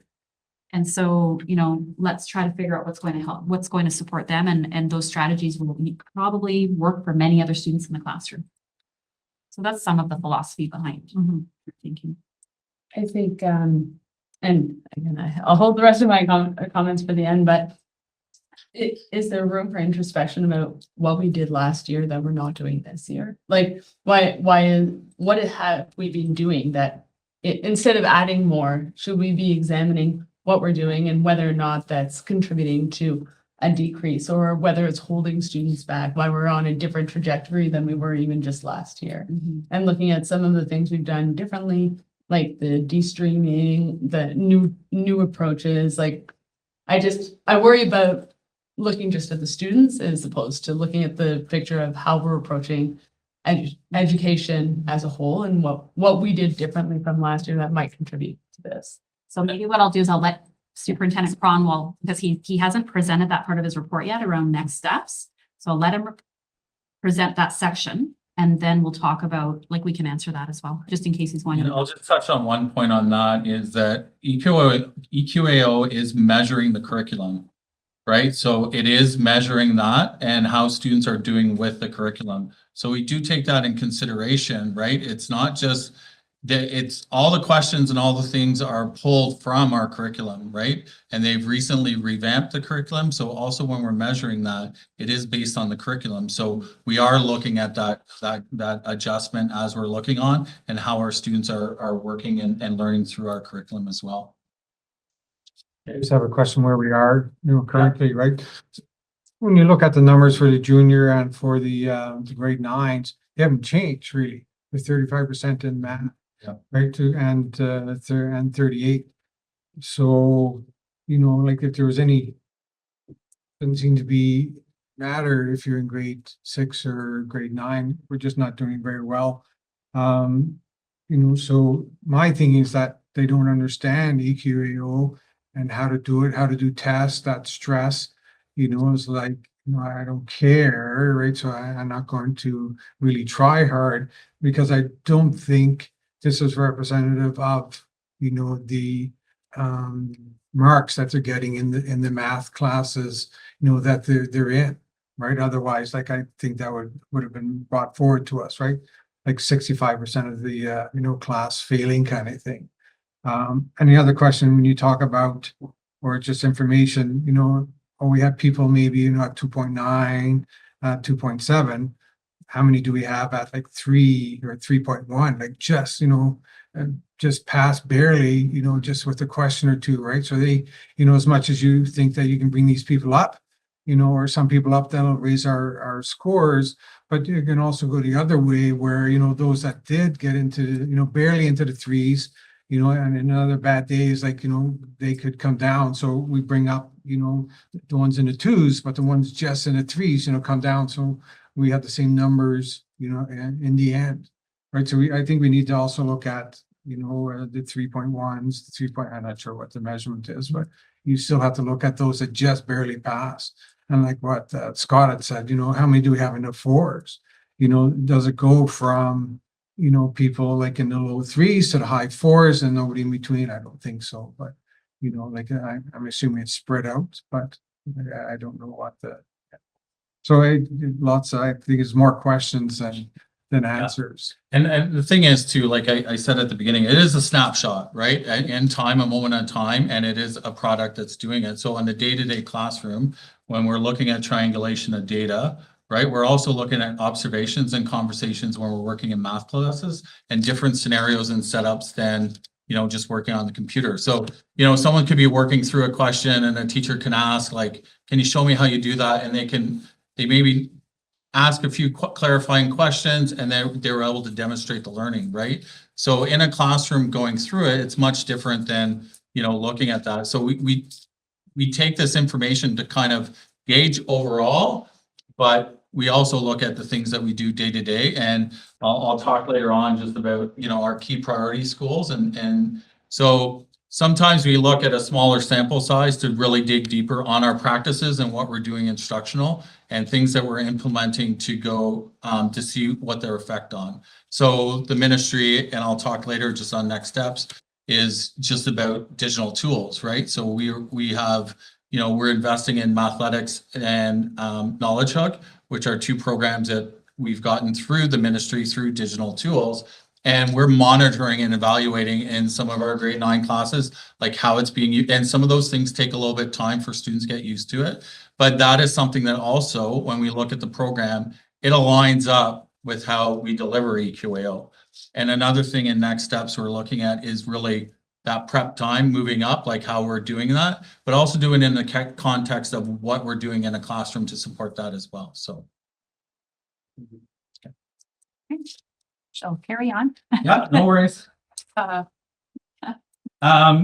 just to go through, like, so again, our next two things are similar to literacy. We're looking at kind of where we're at, that snapshot of our 2.7 and 2.9 in math, and how that kind of looks. And we keep a plan in that when we're kind of keeping that in mind of kind of generally where we're at that kind of time as we go through. And our last one at the bottom is just, so as part of our student achievement plan, we have key indicators from the that we have to look at, and one of them from the province was awareness of mental health supports. And so one of the big, you know, School Mental Health Ontario is one of the big resources that we're trying to implement an awareness on. Plus, there's other ways that we're doing it. We recently, you know, had our leadership team meeting where we worked with our principals to share, you know, what we're working on awareness. Now, last year was the first time this question came out, so we don't have that measure over time yet. So what's really good is that we have kind of that awareness piece with answering this to see where we are last year on that, the question. And the question was, so everyone has the context of it, is if I have a question or concerns about my mental health, I know about the supports that are available to me. And that is the question that's driving that, is about the awareness piece. So we've already started working with our leadership team, and Jenny's team's worked with that superintendent, as working with our leadership team to do that awareness piece, and that trickles down to kind of the school level on that. So again, that's a key thing that we're trying to work on, and this over time we'll start getting that, you know, data over time to see if they're, you know, if they're aware in that context of that.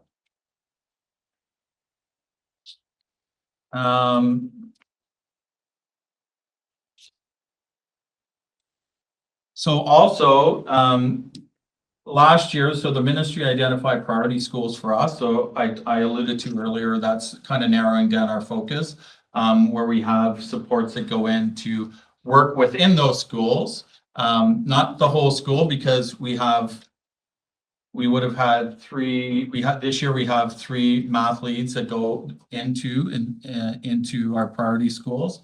And this year we have 14. Last year we had 12. So out of those 12 schools, we saw improvements in 8 of them in their scores from the previous year. 3 were in that 2% range. So they were either like exactly the same or they were like 1 or 2% lower. And then we had one that we still needed work to do on those priority schools. So within those priority schools, we do focus on classrooms in there to kind of work on there. And then we try to transfer that out. So we really narrowed down our focus on what strategies we're using, how we're using the tools and going in.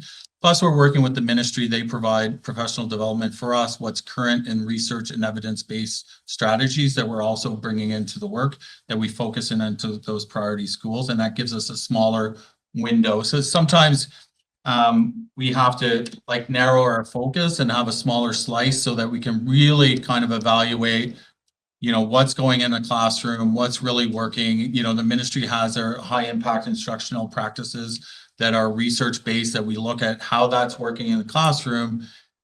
What are we focusing on that? And if we focus on something, then we're trying to make that better. And then before we kind of move on too quick. Otherwise, we're moving through the progress of improving and not progressing through it. We're slowing down, trying to, and really working with our priority schools helps us do that, just with the resources that we have as far as staff. So, and then kind of our next steps. So, based on our findings and alignment with student achievement plan indicators, so we're collaborating with our school administrators so they have the overarching, you know, EQAO data for their school improvement planning, and then they have the tools to dig a little bit deeper into their school, and looking at other data that they have within their school. They can bring in report card data, IEP data, they can start looking at that, but this is kind of like, you know, points in the right direction of where they want to go.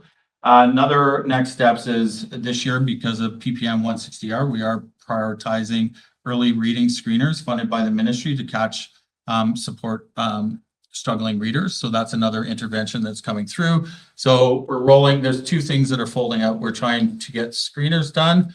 And then based on what we have for staff is trying to train teachers to first implement it. And then second, what do you do with that data? So that implementation takes time. So it takes time for us to kind of go through and evaluate that as we're going through. Another thing is leveraging and evaluating our digital tools. So we're working with 2 right now. We're seeing that alignment, how that aligns, how students are responding to that and trying to get some feedback this year, so that we can have and evaluate that. And that's also aligns with our high impact instructional practices from the ministry document that we're also supporting when we're going in for learning with kids. And we're continuing our support in our math priority schools that the ministry has identified. So again, going in to work in those classrooms in there to have hands-on see kind of inform us. So that gets us right down to the classroom level, compared to giving that overarching EQAO data. We're really going in to see how our strategies, how they're implementing, what it looks like, feels like, and getting feedback from teachers and students when we're in there.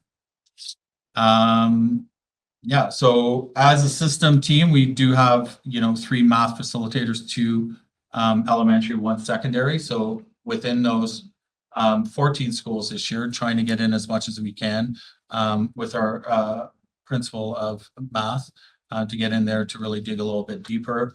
We have 3 literacy intervention specialist teachers that really are trying to get that screeners up and running and done. And like I said, it's doing the screeners to get them done. And then what do you do next? And making sure that we're comfortable using that as a practice that's come down from the ministry. And we have inspired learning coaches supporting literacy and math, 3 elementary and 2 secondary to kind of support the work through. So that's kind of how we get through EQAO. So, Okay. yeah.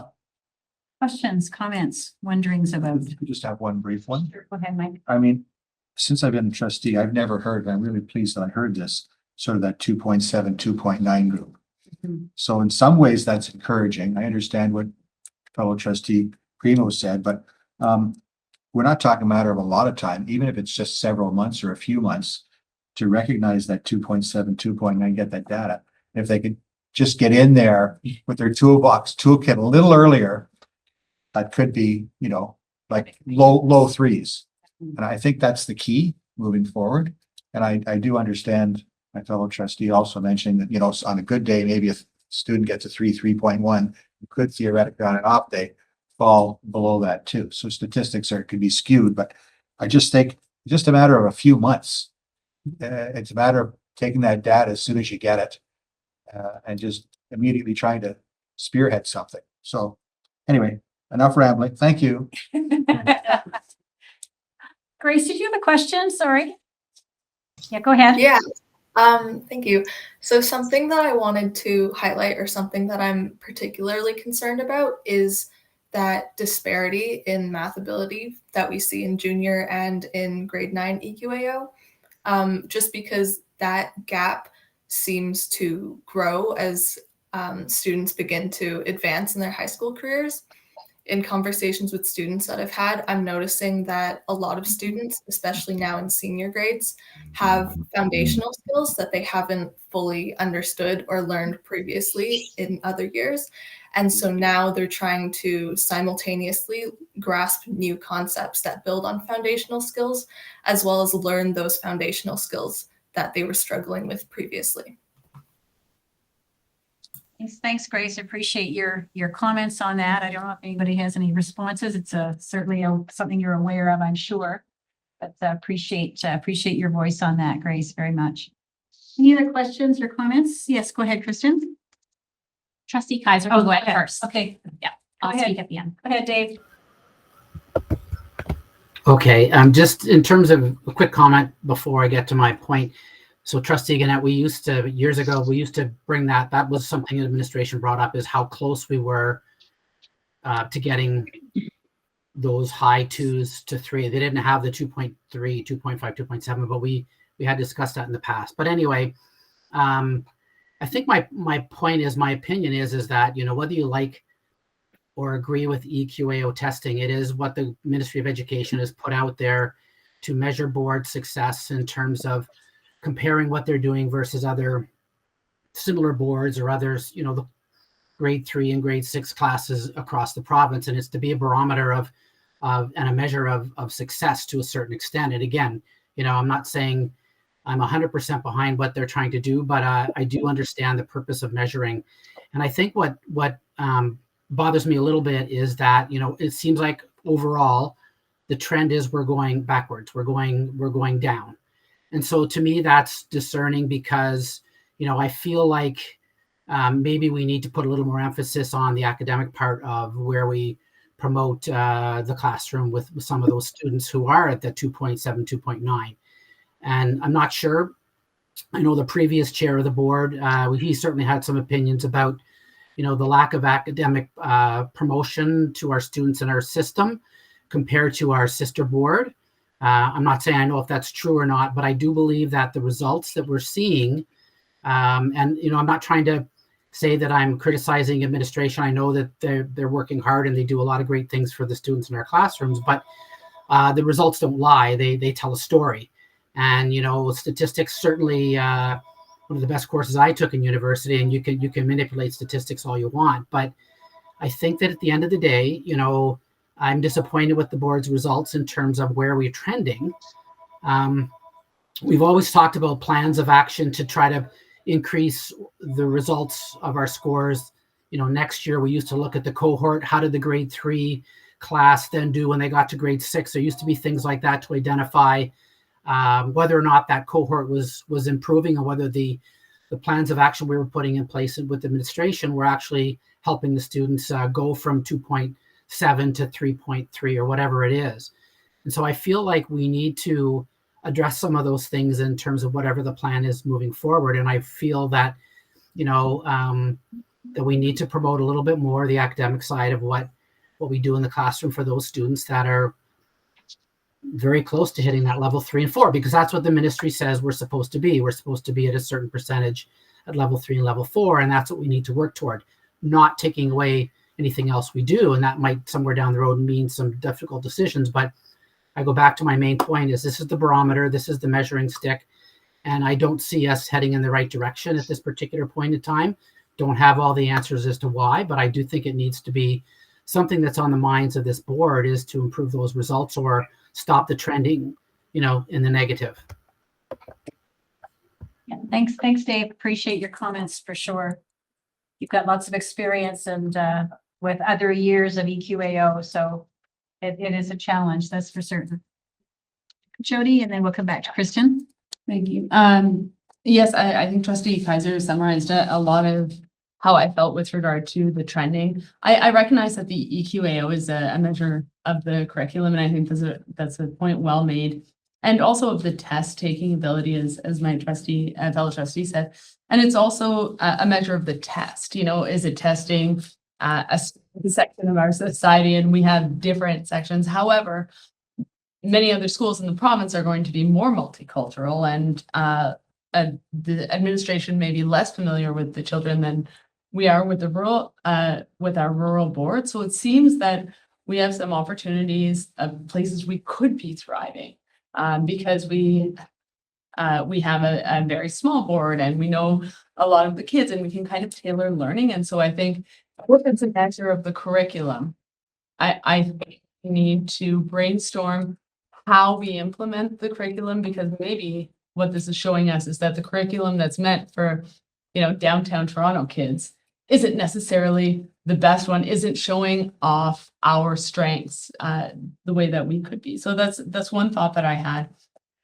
Secondly, I think because it's a trend over time, I think we do need to look at where we've come from and where we're going. I listened to the strategies and they sound good, but I do think that a bit more reflection might be helpful here. An analogy would be, I'm a terrible baker. And so like sometimes what can happen is I can make something, it's not going well. And so I say like, oh, okay, maybe I should have put more flour in it. So I put more flour in it and it gets worse, because that's never the answer, it turns out. And so it seems to me that rather than adding on more strategies, I think I would like to hear a bit more critically about what we did last year compared to the year before, what worked, what didn't, and if this is the measure we're using, how it's relating to that measure. I'd also like to look at some of the things we're doing differently that we see as positive. So for example, having a tablet for every kid is like very inclusive, but is having kids on screens a great thing, and that's something that our board is doing that maybe other boards are not doing. I'm also mindful that some of the things that might decrease the EQAO scores might increase inclusivity. So if we're bringing in more kids and we're teaching more kids, of course our scores are going down. But those are all just, like thoughts in the air. It would be nice to have tangible evidence or tangible data to say like, this is why we're going down here, or here are 3 things that specifically affected it in the past. And if we're talking about consultations and coaches, I would hope that they would be looking to those dots. They would be looking to those specific practices and saying, okay, we implemented this. How did that work compared to last year in this subject? So I guess overall what I'm advocating for is if we're going to use the EQAO as a measure, I think it might be helpful to drill down into the very specifics of what's working, what's not, and what can we actually and directly tie to these results. Thanks, Julie. There's good comments, good questions. Kristen, did you want to? Yeah, add some things? Yeah, I'll share some reflections. We're as equally disappointed with the results. Superintendent Cronwall brought a summary of all these results to Executive Council a couple of weeks ago. We reviewed them. I was like, whoa, when I saw the results. And as you know, we have significant changes on our team and significant changes on the program services team. So we see this as an opportunity to ask lots of questions about what's working and maybe what's not working for our students. I would say having been a principal of an OFIP school from many years ago, that was the schools that were really low with EQAO scores, and having gone through a process to improve those results. It's very complex because the group of students changes from year to year. But what I can say is that you have to have laser focus if you want to improve students' literacy skills and numeracy skills. Yes, it gets measured by EQAO, but it's about improving their skills, so that's what's important. It takes laser focus to do that and very, very precise work, and it needs to be led by the administration of the school. And what I would say that is happening this year that, you know, during COVID and over the last couple of years has slowed down was that focus on data and school improvement planning and having a very focused approach to improving student achievement. That's been lost over time, and not just in this board, in many boards. And so many boards have revisioned the school improvement planning process to be more inclusive, to use a human rights approach to that. So I would say, like, just, you know, the work that we've been doing with the student, just the implementation of the student achievement plan from the ministry has really refocused everyone on a variety of indicators, not just EQAO, but all of those indicators that are in there. And so if I use the example of our leadership team meeting in October, at least an hour and a half, maybe 2 hours was spent by every single administrator of their schools. They had a template that looked like our board student achievement plan, but for their school with blank, like all blanks for their data. And they had the time with the support of us to go into, and the central principals to go into the databases and pull out all their data, look at it, compare year over year, look at them compared to the board, compared to the province. And they're asking the same types of questions. So one of the strategies is just to refocus on the data, and that student achievement plan has, you know, caused us to do that. Last year, our CDSB went through a process of revisioning school improvement planning. Lots of learning was done on data, different types of data, not just satellite, but what we call street level data. So there have been steps that have been taken that I think position us well to see some improvements here. But having gone through this myself as a school principal, it's very complex, and it's not to make excuses, but we have our work cut out for us to support our schools in improving students' literacy and numeracy skills. Just a couple of other factors I want to mention is that analysis that you're asking about is happening. Like the program services team, they are digging in, like Superintendent Cronwald's been working with EQAO so much to understand even how to use the platform to get in even deeper to analyze the data. Like I gave one example of how we can compare, you know, results for students who receive special education services compared to students who do not. And then we can dig in there and see where are the specific, you know, parts of the curriculum where some students are struggling. But there's lots of supports from EQAO to help us understand what the data is telling us. The other thing I would say is, you know, the team will compare, and they do compare report card data with EQAO results, because report card data, so a couple of things we need to remember. This EQAO data is not showing us the percentage of students who passed. It's the percentage of students who got 70% or higher, you know, so that's different than credit accumulation data, because that's about who's passing and getting their credits. But what we can do is pull report card data and look at the percentage of students on the report card who got this level 3s and 4s. And so then we're comparing apples to apples.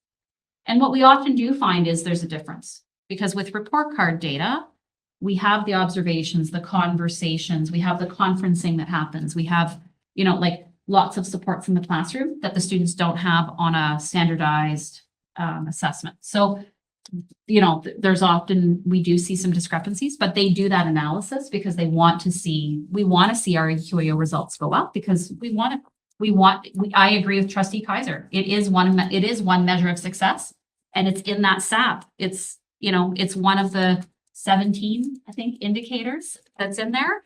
And when I say that, I actually mean 8, like there are 8 pieces of data, right, that we look at. So,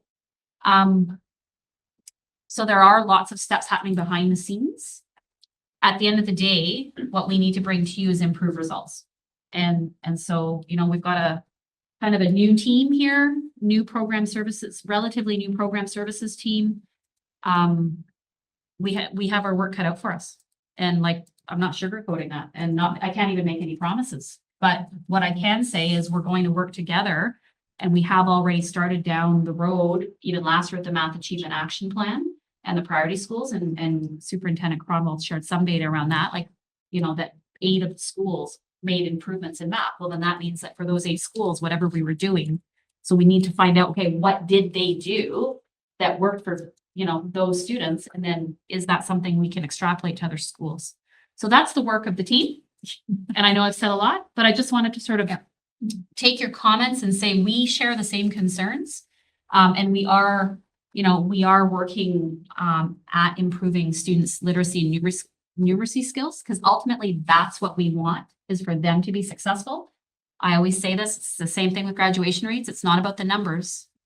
It's about our students' success. Yes, those standardized assessments, grad rates, that's a reflection, but it's really about, at the end of the day, we all want the same thing, which is our students to be successful.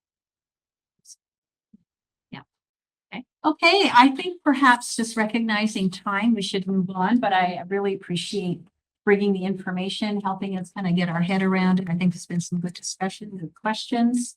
I think lots of work yet to be done, lots of digging into data, and I'm sure the principals and staff are doing that as well, right? Schools and seeing where things are at. So much appreciated the information on. Okay, I think we will move on now to transportation. We haven't talked about transportation for a little while. So I think yesterday was a good day, hopefully. So we'll turn it over to Superintendent Barnes. Thank you very much. And you've all received the report in the package, which we were very happy to share that buses services were resumed October 28th yesterday. And we included, as we have been doing in the past, the communication that had been going out both from the consortium and from each of the 2 member school boards, informing families and caregivers of progress. It was a good day. It wasn't a perfect day. We knew going into Monday, we were short 3 bus drivers. And then there were 2 more routes that we hadn't known about in advance. One has since been filled in. So we're looking at 5 routes altogether, with sort of no plan just yet, but we have well over 200 routes, so that's not too bad. But the consortium is working to find solutions for those 5 routes going forward.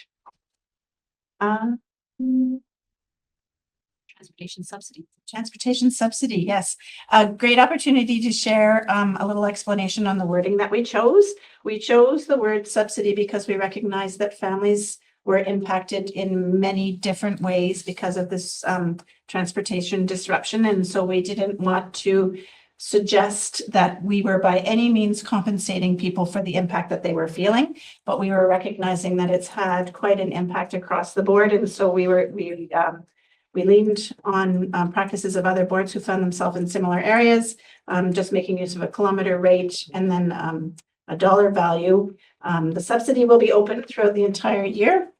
Parents and guardians need only apply once, and the payment is actually being processed by a third-party firm called Deloitte, who are well established in this, because it's not just the processing of checks and mailing them, but it's the monitoring of the bank account and watching for fraud and all sorts of other things that we just don't have the capacity at the 2 member boards to do. So families, if their application is received and processed by November 10th, the first payment goes out November 30th, and then we will just continue on every month. So people can apply right up until May if they feel that they aren't interested now but have an interest later in the year. That's it's just one application, and then we've extended it to, for instance, these 5 routes. If they continue to operate sort of in 2-week 10 school day increments, they will qualify, and we will take that on at the here at the board office, so that really minimizing the work that parents and guardians have to do, and we'll work to get that out. We've set up just subsidy info at our CDSB email account, so we've got several people monitoring that. We didn't want to assign it to any one individual. This is a group effort, really, to get this on it, so that we do hope that for those who do apply, that they appreciate and feel some sort of positive impact. Good. Questions, comments for Jen? Yes, go ahead, Jody. Actually, I wanted to extend my gratitude to everybody who worked on that negotiation. I think there were a lot of parties, both in and out, who tried to polarize the issue. I think what was lost, and you can correct me if I'm wrong, but that our jurisdiction is different. You can imagine like if we're getting paid by the student, but every student lives a kilometer apart, nobody wins. Like it costs the buses more, but it also costs us more with money that we don't have. So those types of negotiations, it's really difficult to get to yes, because a good negotiation outcome is one where everyone feels terrible. And so I wanted to say this publicly because I don't think that there was enough the good news here that a negotiation was actually reached. I think it would have been an extremely tough negotiation for anyone. And the fact that we're back up and running, I think is a testament to how much work was put in. So thank you. I appreciate that. And I do have to acknowledge that it was 3 organizations working together. It was the consortium and the 2 member boards, ourselves and the Catholic board. And we leaned on each other tremendously. We collaborated, we worked together, and it was a lot of work. So thank you for acknowledging that. And I would like to extend your acknowledgement to the others that were involved. So we were very fortunate that we were able to collaborate and get through this together. Any other comments or questions? Just I want to Yes. thank the committee who were involved in the negotiation. It's a lot of work and thank you very much.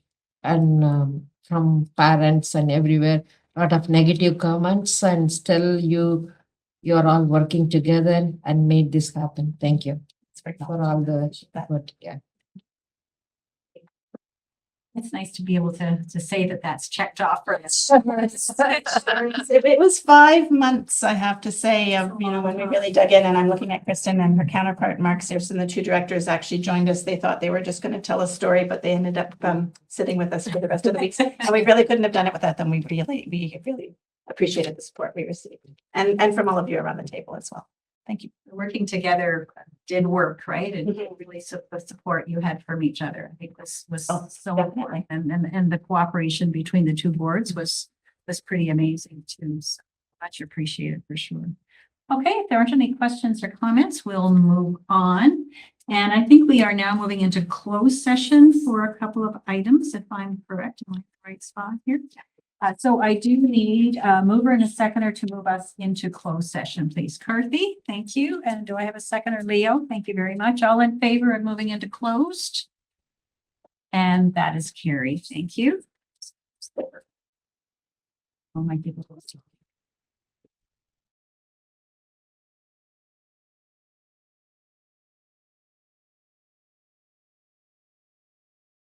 This meeting is not till 11:30. like boards. Well, that's Yeah. true. We did talk about that. We're not done yet. That is true. That's true. Okay, we're on to committee reports to the board, and I believe we have a CIAC committee report from Carthy. Yeah, I attended CIAC meeting on September 25th. We had staff updates and reports from board association reports and all that. No recommendations were made. And I would ask trustees to accept the report. So you're just making a motion to receive the report? Okay, thank you. Do I have a seconder to receive this report? Thank you, Mike. All those in favor of receiving the CIAC report? And that is carried. Thank you very much, Carthy. And October 23rd report, I would ask trustee Mike Gannett. I'll just speak briefly to the report. Yep. Carthy was not there at the time. Just a couple of things of note. I just spoke very briefly regarding the transportation issue being dealt with. And I just put a quotation in there that we really don't know the details because some people were asking about that. And I just said that will come out later.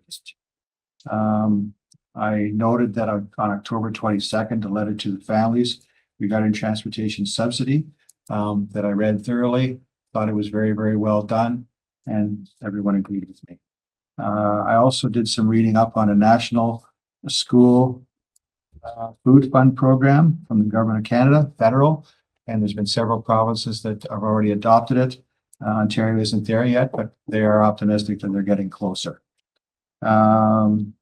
Just wanted to make one note, and I did this at the CIAC meeting, and I was quite impressed with our director when on September 24th at the board meeting, the director's report, under the section of revising of leadership meetings, there will be approximately a 40% reduction in principal and vice principal meetings. This will be monitored, the impact, and seek feedback from our school leaders. And I gave my rationale why I thought that was a really, really good decision. When you can have 40% fewer meetings and you can have administrators in their schools, after being a board employee for over 30 years, I often heard the frontline staff say, my God, they meet a lot. So, and I really think it's a good idea. And the fact that they'll be seeking feedback after whatever time is allotted, probably a year, about how it's going. So that's it. And also I move that the board receive this report if there are no questions or concerns. Okay. Do I have a seconder for receipt of this report?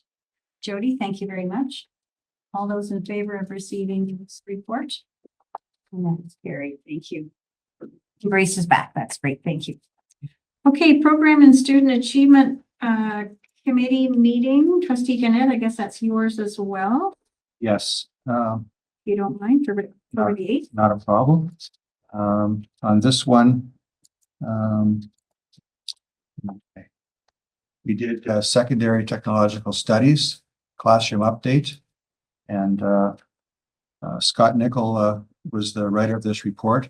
There are no recommendations, but just to highlight the fact that there were very good samples given when we did have to go outside to have work done. It could be very, very expensive.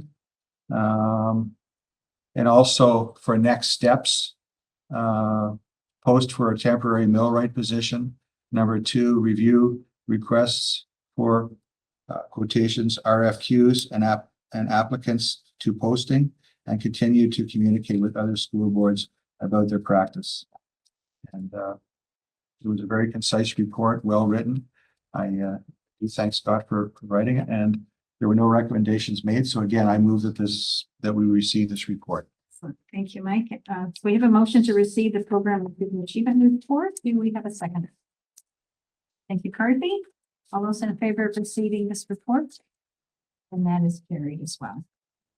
Equity and Inclusion Committee meeting. I believe Trustee Reddy was chairing of that committee. Were you not at that time? Which? The Equity and Inclusion Committee? No, Is it not? that was me. Well, I'm just saying, I was written down here to do Yeah, it. but you didn't. I didn't.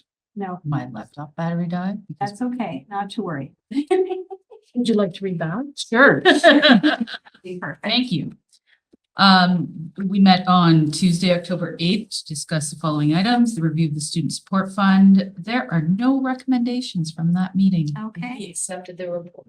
Perfect. So we move the receipt of this report. We have Trustee Reddy moving that receipt. Do I have a seconder? Trustee Gannett, thank you.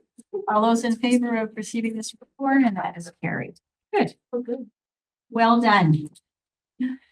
Finance and Resources Committee meeting, Vice Chair Boland. I think it's up to you now.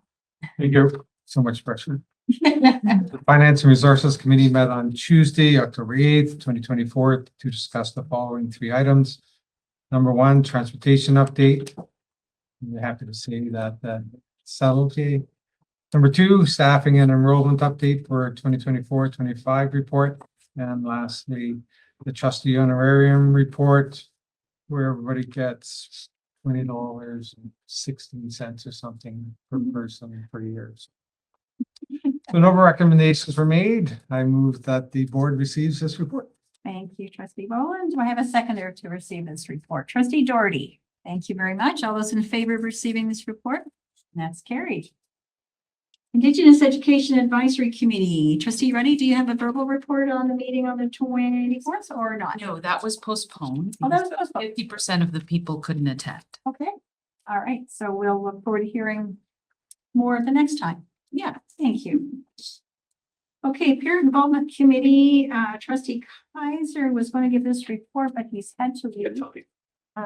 Trustee Primo, you were not at that meeting, were you? Or were you October the 7th for the PIC meeting? I was at the start, and then I unfortunately had a toddler tantrum that pulled me away. So That's quite a Yes, I'm sorry. no worries. We'll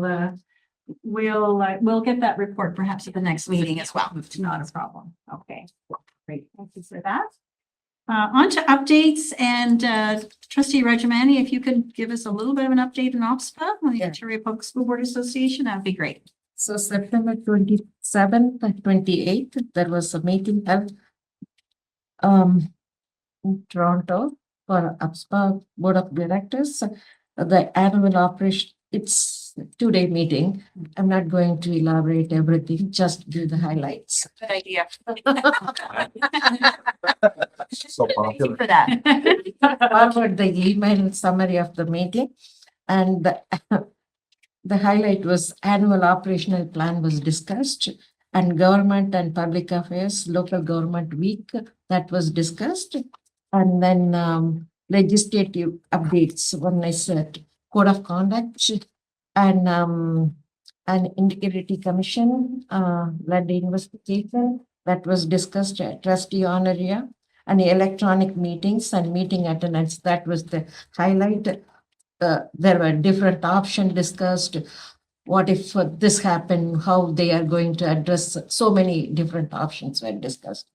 What somebody is on vacation, how it is going to how they are going to attend the meeting. So different scenarios were discussed. I cannot even imagine that many scenarios were discussed. I never thought about those scenarios. Yeah. And national school food policy was about that was there was an update, and it was a good opportunity for it's a learning opportunity for me to learn different things at the APSPA, and also the good opportunity to connect with other school board trustees and get to know how other school boards are meetings are held, how everything is happening in other school boards and different areas. And if you want a detailed report, I can send it by email. I can forward the summary of the meeting. Then I attended Eastern Regional Council meeting on Saturday, October 19th.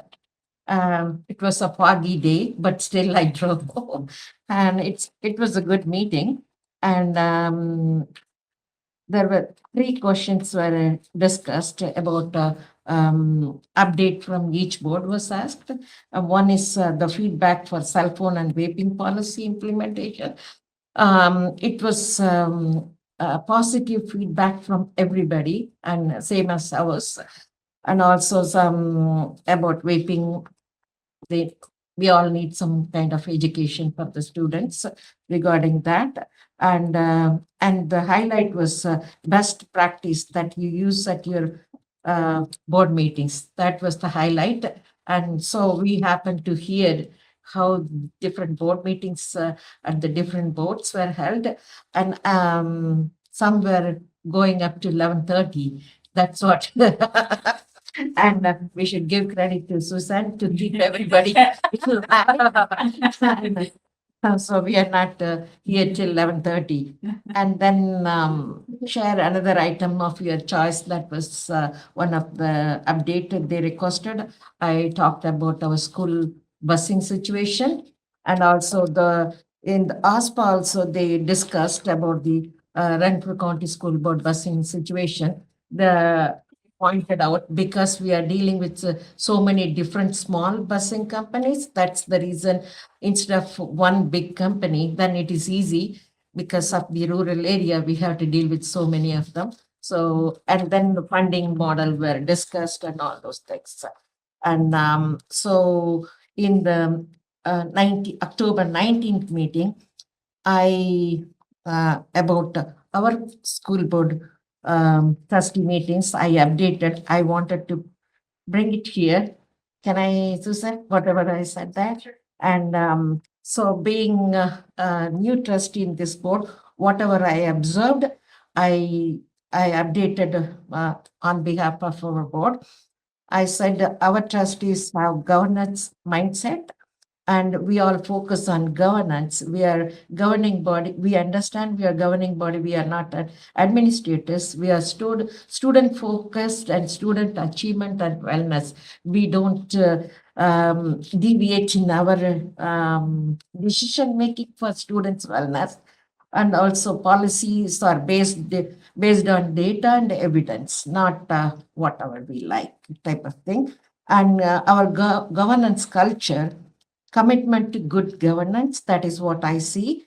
All elected trustees are leaders and also we are followers.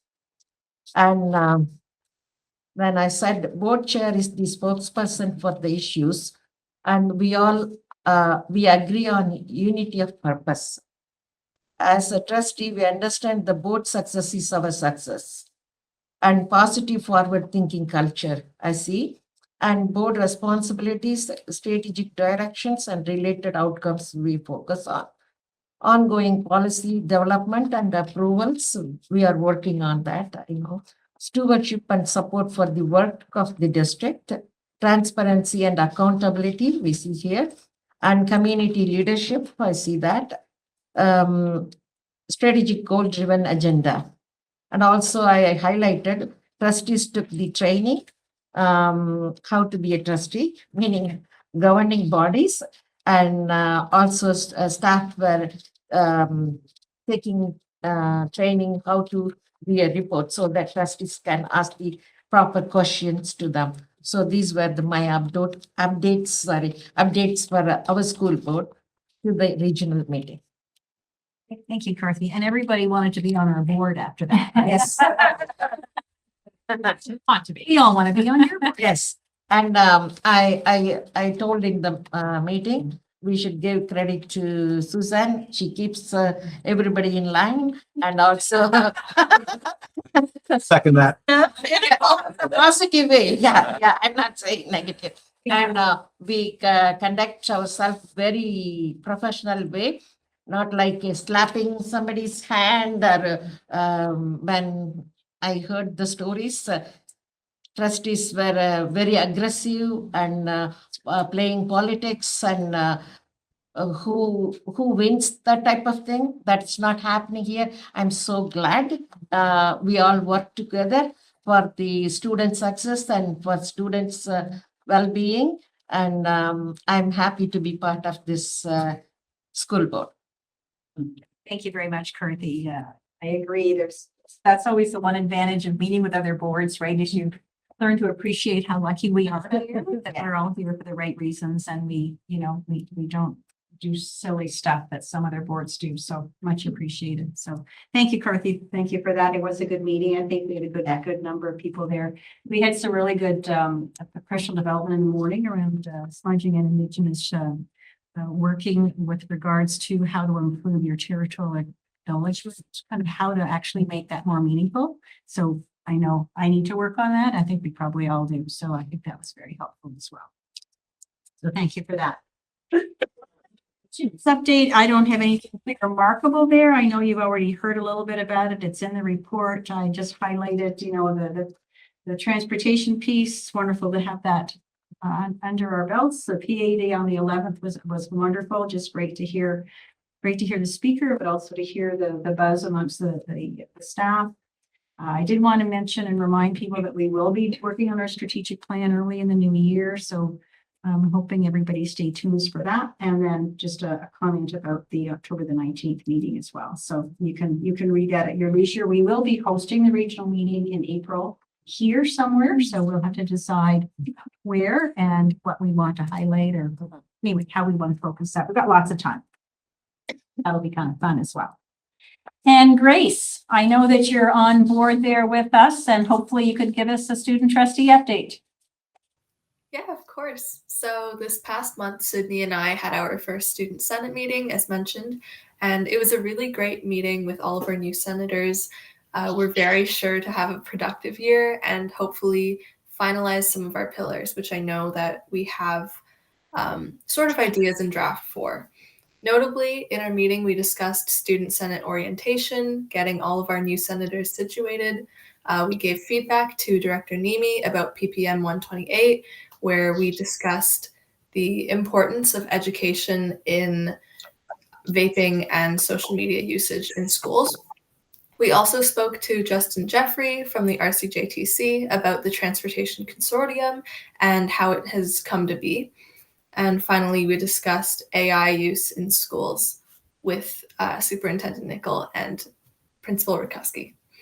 As the Osta-ACO Creative Services Coordinator, I've also been working on the organization's social media publications, upcoming publications, and conference materials for our fall general meeting, which is coming up very soon in November on the 7th to the 10th. In my role, I also received PD on media training and interviews, as well as post-secondary applications at the October work retreat for the leadership team. Okay, thank you very much, Grace. Does anybody have any questions or comments for Grace? I know both Trustee Dobson and I were at the Student Senate meeting along with obviously Director Nemi, and it's always great to hear the conversations, right? It was a virtual meeting, and I know they're alternating between virtual and in person, and I think that works pretty well as well. Leo. Sure, I'll have a question. Sure. See, I didn't have a question on the last one. You did. Somebody else took I it. took my, I'm just curious how, what your discussion in AI was about and what came from that. Yeah, for sure. So something that Sydney and I really wanted to highlight and bring to our senators' attention was where the board stands on AI use. And so we discussed professional judgment and that there is no one official policy that spans across our school board. And I think that was a really key idea that senators took away from that discussion. Good. Okay. All right. I think with that, we're getting close to the end of our agenda. I just wanted to remind you that we do have committees on the 12th. And we do have our organizational meeting on November the 26th. So that is the meeting where we look at electing chair, vice chair, and identifying who's going to be on what committee. I will be sending out an email sometime in the next week or so. Because as you recall in the past, what we've done, particularly with the committee pieces, is we've asked you to indicate your preferences of where you might like to sit on what committees. And then we try to balance that workload out a little bit. The chair and vice chair, though, for sure will be elected that day. So keep that in mind as well. So watch for that email. And I think that's it, unless there are any questions or comments. And if not, I declare this meeting adjourned at 6:51 p.m. Thank you, everybody. It was great to have so many of you here. Thank you. Every single trustee was here. That was awesome. Yeah, very nice. Staff too.